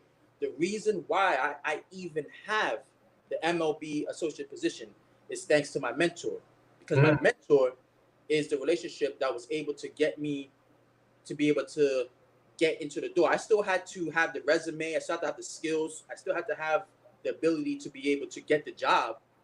But he called me up and he was just like, you're going to get a phone call. Don't F this up, and hung up. And I was like, what was that? And then like 15 minutes later, I get a phone call. It's MLB Network. Oh, we're looking for somebody to take our associate producer position. Are you interested? I was like, oh yeah. Went in, did the interview. They put you through all these tests to see if you can operate, the systems and all that stuff. I passed everything, got the job, but it was because of that relationship. Yeah, and let me comment on that real quick, Timbot, because you hit on a key point and you described it as your mentor. And here's the thing: you built such a great relationship with your mentor. He also has another title. That title is a sponsor. Yeah. And I think that we have to make the key distinction between the benefits of having sponsors versus the benefits of having mentors. Now, those 2 titles can be together. They can be the same person. But more often than not, those are 2 different people. You got people that will mentor you that won't also call you like, yo, with a job offer, because they know you're bullshit and they know you're not ready. They know you're not this. Then you have sponsors who may not mentor you, but they are an advocate of pushing you to bigger and better things. And he's been there through my whole professional career. You developed a connection with him so much that he is now both. You see what I'm saying? So That's super important. I wanted to call out that caveat and that distinction as you talked about it, because I think that there's some people that are earlier in their career that think just because he's a mentor or she's a mentor, they will then sponsor them through their career, and it doesn't always work like that. It took me 10 years to build that relationship to where it is now. And when I was younger, I was way more arrogant. I thought I was the shit. I had a lot of talent, but I was rough around the edges. And what he did was he pretty much smoothed out my edges, taught me how to approach, things on a professional level, taught me how to have conversations in a professional setting. Because, I had to learn like the lingo in order for me to be able to get deals and turn over situations and how to get your point across without offending people. And over through that course of time, he would grant me more access into like bigger projects. So at a certain point in my mid-20s, I was working for Universal and Warner Music doing special effects for music videos, like mainstream music videos and stuff like that. And over that course of the process, he taught me how to control like my ego, right? To the point where I became more of who I was inside instead of like the person I thought I had to be in order to win. Yeah. And now at the stage that we are, we're becoming equals. I still have like this, like I look more up to him because of of what he's done. But in terms of professionally, we're equals. Like, so the reason why he asked me to do the MLB job is because I was his replacement at MLB. I was his protege replacing him at his spot. Yeah. Now, and listen, bro, that's a fantastic story that needed to be highlighted. And I think, there's some people that are like, YOLO, well, what is still the benefits of a mentor? And the thing is like what Tim is talking about is the mentor identified different things within Tim Pot that may hold him back in the development of his career. And one of the things that he pointed out with his ego, which is something that is very prevalent in Black men, is our egos and our unwillingness to chameleon into be invited into these spaces, right? Like, and we just think that, well, we got to be a real nigga, and we get they talking to me like this. Well, let me go in there and give them like da da da da da, because you learned that from a previous life when you was on the block, and you think that you can go into a new arena with that same mindset and get somewhere with it, and you won't. You will not. So, Tim, listen, I got one other person down in there, and I want to give him at least 5 minutes down in there. I got to get out there soon. Any last things to share? I mean, pretty much, if you're gonna try to look for a mentor, you have to be where the people in your field hang out. So you're not gonna just magically find one. You gotta go to the places, the circles, the events, and just spark a conversation with somebody. Don't force it. Let it come natural. Facts, bro. Fantastic words. Tim Bot, as usual, you always welcome to come back. All right, bro? No problem, man. Thank you, man. Thank you, bro. Thank you. Shout out to King Tut. I love conversations like these where anyone can learn from everyone and take something away. Facts. And this is the main reason why I set up the Discord server that's hooked up to my Patreon. Okay. It's because it's all to say, I can give you information, but then also there is a community of folks that have knowledge of the channel, and this community is growing. Like every time I look back at my goddamn sub list, holy shit, it just went up by 13 people since the last time that I just checked it. It's a community of people that's growing within the channel. And within that, there's dope people that are coming on board, right? Like just dope people, and they're in the Discord channel, and we have these conversations as well. So that's some of the benefit as well. Okay, that's some of the benefit. And then real quick, before we get in there, I wanted, oh shit, I forgot to do this while Timbot was on, but let me also show the work. Pardon the masculinity. Pardon the masculinity. Oh, Rick Ross grunt. Oh yeah, merch down below. Feel free to click on that merch button. Go up there. That's going to be on a shirt. That's going to be on a shirt. It's going to be on a hoodie. It's going to be on tank tops. It's going to be on a merch near you. You understand me? That's talent right there. Pardon the masculinity. For my old school heads that follow the channel, you know exactly where this comes from. Okay, for the new heads, yeah, he put in work. That boy talented. That boy talented. Okay, that boy talented. Shout out to Timba one more again. All right, guys. So listen, I got about 5 minutes or so. Shout out to Xavier. If you're under 30, open a Roth IRA. Check out FIRE. I wrote that down, bro. I was going to talk about it, but I didn't even get into it. Check out FIRE. Learn the 4% rule for retirement. Learn rule of 72. When you buy a house, 15-year mortgage, and pay bi-weekly. So many things that are down in there as a value add. Xavier, thank you so much for the $5 super chat. I mean, here's the thing, and I've said this throughout the cast. You could do all of those things and you could be successful.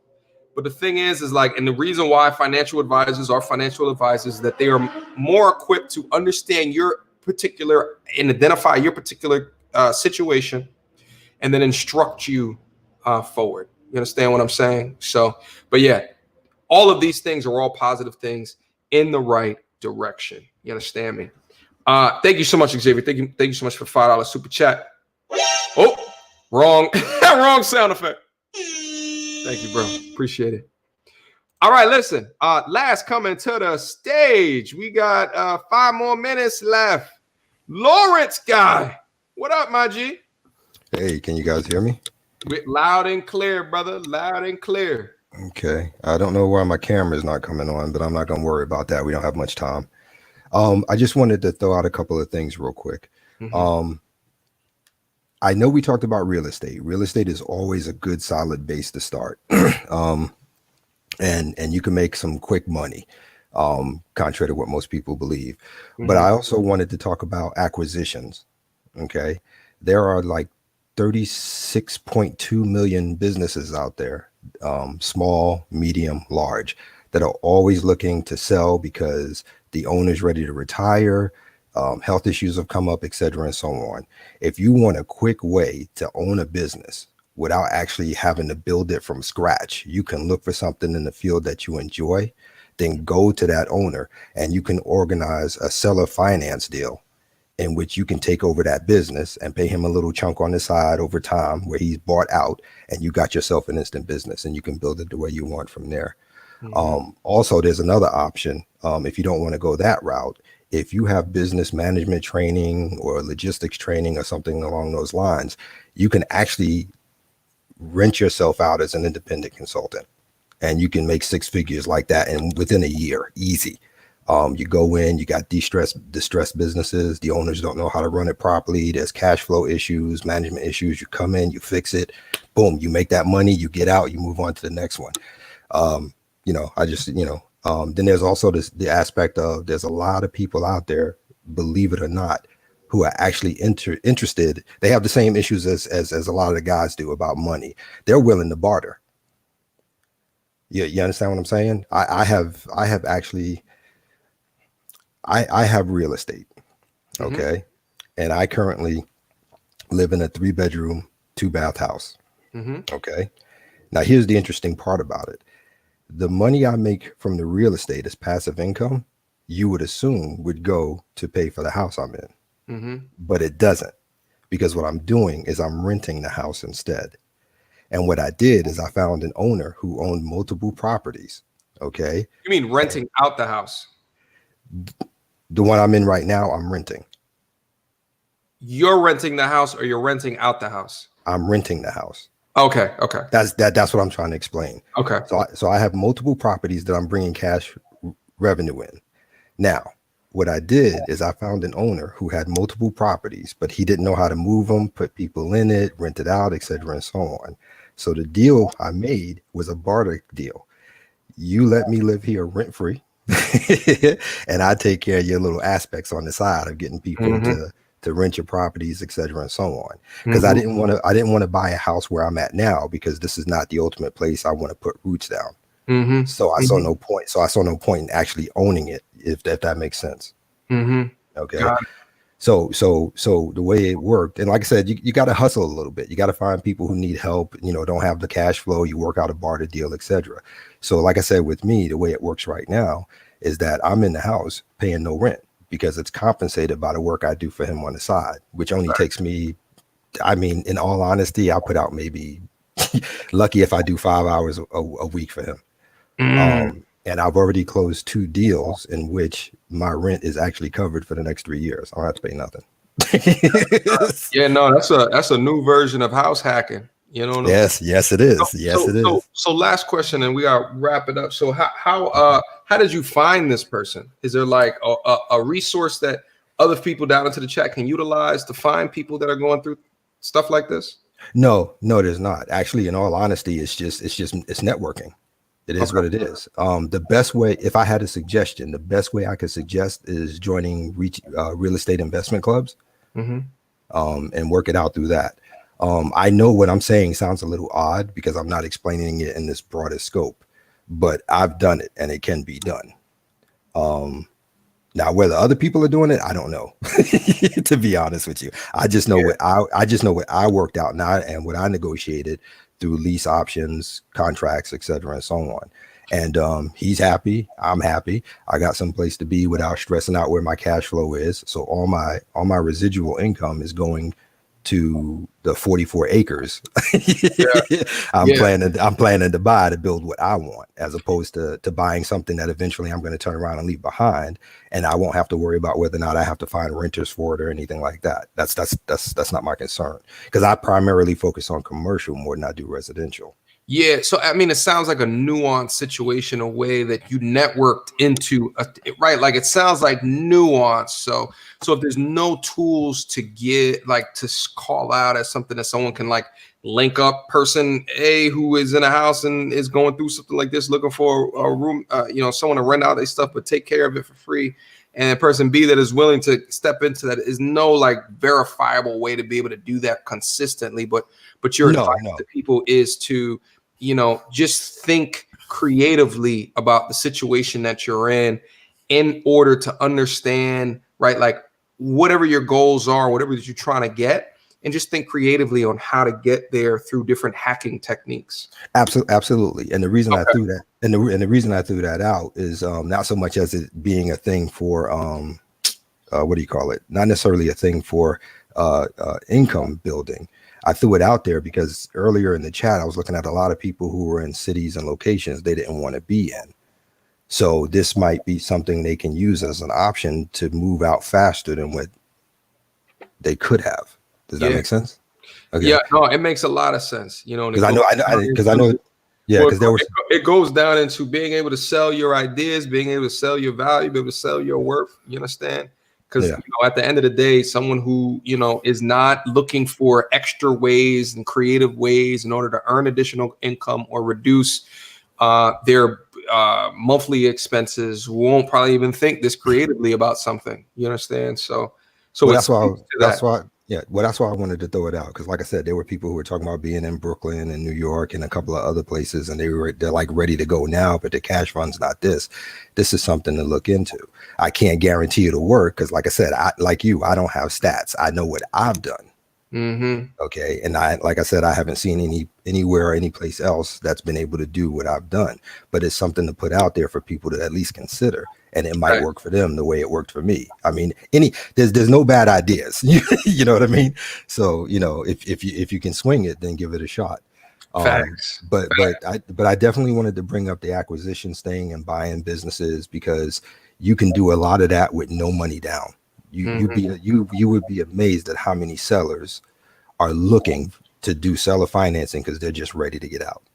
And I'm talking about some serious viable companies. I'm not talking about stuff that's $10 million in debt or anything like that. Plus between acquisitions and real estate, considering the current economic market, there's going to be a lot of people who are looking to sell, and they're ready to get out. So it's time for everybody to look at every option. It is. All right. Well, Lawrence, man, thank you so much for coming through. Thank you so much for sharing the insight and the knowledge. Anything else to say before we get out of here, bro? Because I got to wrap. We right at 3 hours. Just one real quick thing. Going back to you and the credit card thing earlier, just for everyone to keep in mind, if you create a company and you start a business, you will find that you're able to build credit levels faster than you can do private levels, to the point that your business would have far greater credit than you, even if you're in the 300s, that would give you the purchasing power and the options to do the things you want to do. That's it. That's all I got. There it is. All right. Well, thank you so much, bro. Thank you so much again for coming through. That was the Lawrence guy, frequent participant within the stream. Thank you again, my G. All right, guys, listen. Let me just wrap up these couple of super chats, okay? Because we're right at 3 hours. Okay, this is even actually longer than what I thought. But salute to everybody. Salute to True the Soldier. Thank you so much, bro, for the $2 super chat. Great information. These should be done more. I'll do that. Thank you so much, bro. Thank you so much. I could talk about this stuff all day. I could talk about it all day. Thank you so much, Webb. Mike the Web Surfer. What up, my G? Thank you so much for the $5 super chat. I think you said earlier, yeah, the stream from yesterday when Chanel came in. For those that weren't there, she came in. She's 24 years old, and she just entered the six-figure club. She has a law degree that she just graduated from. And I think that in combination is the way that she presented her ideas, particularly impressive. Can't hate up on it. You see what I'm saying? But me creating this today had nothing to do with Chanel and what the things that she was saying in that stream last night. I just wanted to talk about it. You understand what I'm saying? But shout out to Mike the Web Surfer. I appreciate the tithes. Last super chat is down to the building. Black and gold, part of the masculinity hoodie. Oh, no, I thought about the black and gold, but I was reserving the black and gold hoodie for my highest Patreon tier for that colorway. So there's no gold ones, but the black and gold. Oh, like the black and red is probably my favorite right now, but that black and gold. Oh, sheesh. So, but you got to stay tuned. Maybe I'm gonna release that colorway in the next couple of weeks to months. I don't know. Let me think about it. Okay, I'm trying to do a rolling approach to my product releases, so I don't give you guys all the kit and caboodle in all of the colorways. Okay, you gotta think of like the way that Nike does it for different shoes and stuff. They're not gonna give you all of the colorways at first. They may give you like onesie, twosies, and then they may introduce something else like a limited edition, but you guys already know I got a business focused mind. So that's the way that I think about not only the channel, but from a merchandise perspective as well. You see what I'm saying? Swag Day. Appreciate the $2 super chat. All right, guys. Practition Her. Creative name. Thank you so much for the $10 super chat. Practition Her. It's my first time seeing you down here. Welcome. We have fun over here. Come back sometime, okay? Right now, Amex allowing you to gain those welcome bonus over 6 months. They're giving you an extra 3 months. Oh, yeah, I think that's because of the COVID situation. Because less people are using their credit cards right now. So they're giving you an extra 3 months to earn. I want to say it's more than just Amex, though. I think Chase might be doing something similar as well. I don't know. I'm not going to Google search it right now. But yeah, take it from Practitioner because I did hear that as well. Thank you so much for the $10 super chat, Mama. I wholeheartedly appreciate that. Today, we're doing a financial stream. We often don't do the financial streams. Usually, we talk about dating, relationships, and all this stuff. But seeing the incredible support throughout tonight, I'm going to have to think about additional ways to talk about this type of content as well. And we like to have healthy discussion over here. You understand? So listen, here's the thing. What she's also talking about is a component what I brought up earlier, which is these credit card churners, where they look at these credit card deals and they have all the bonuses at the top of it. And it's like, okay, we'll spend $2,000 and get this amount of bonus or get this plane ticket somewhere else. And then they fulfill the obligation and then they cut the card and move on to the next one. And they go to another. And honestly, like if you look at the amount of money that you can earn or the amount of miles that you can earn, if you look at that, the ROI, the return on your investment it's good money. It's a lot of, if you look at I haven't looked at the studies, but the ROI on that would probably rival you putting your money into a low cost index fund as well. You see what I'm saying? Just for spending $2,000 on a card or $5,000 on an account in like a 3 month, time frame, and then you move on to the next card. As long as when you're doing that, you're not thinking through, you know, buying a new phone, you know, where they run your credit, anything that they run your credit, they buying a new phone, mortgage, you know, incurring any debt. As long as you're not doing any of those things, then this credit card churning thing that she brought up is actually a viable way to make extra money on the side if you have the time in order to do that. Shout out to Practitioner Her. Appreciate that $10 super chat. Shout out to Tayon Jackson. Thank you so much, bro, for the $5 super chat. Write a message down in there next time, bro, so I can read your message. Okay, first time that I'm seeing you support the channel, but I appreciate that, my G. I appreciate that, my G. I appreciate that. Let me leave this banner down up in here so if new folks that might be down up in here understand where my Patreon page is at, MTNR, just in case you want to be a part of the inner circle. But Tayon, thank you so much for the $5 donation, my G. You must have been back there just listening. I haven't seen you typed in the chat either. Oh! Oh! Leo, down in the building. Thank you so much, bro, for the 20 Canuck bucks. Shout out, my G. Appreciate that on the way out. More financial super chats. Keep up the good work, my man. Absolutely. I got to bring these through. I'll be honest. I just threw this up on a Saturday night. I didn't know how many people or if anybody was going to be interested into the conversation. So I absolutely will think of more avenues to talk about this content and a way to try to inform the discussion going forward. But also keep in mind, the value of this content is predicated on the questions that you guys ask and also the participation in the calling in as well. Okay. You don't have to show your face. Okay. I'll show my face. I'll show my ugly mug. You guys just participate with your voice. Just have a conversation with me because you guys are going to tease out of me questions and thoughts and things and stories that I can tell to try to help inform your conversations. I may not have all the answers. I may not have all the experiences, but I'm going to try to give you my best opinion based off of the things that I do know. So, Leo, thank you so much for the 20 Canuck bucks. Shout out to Malcolm. Thank you so much for the $2 super chat. Ask Sebi. Patreon gang. Yo, listen, you guys just listen. I appreciate you, Malcolm.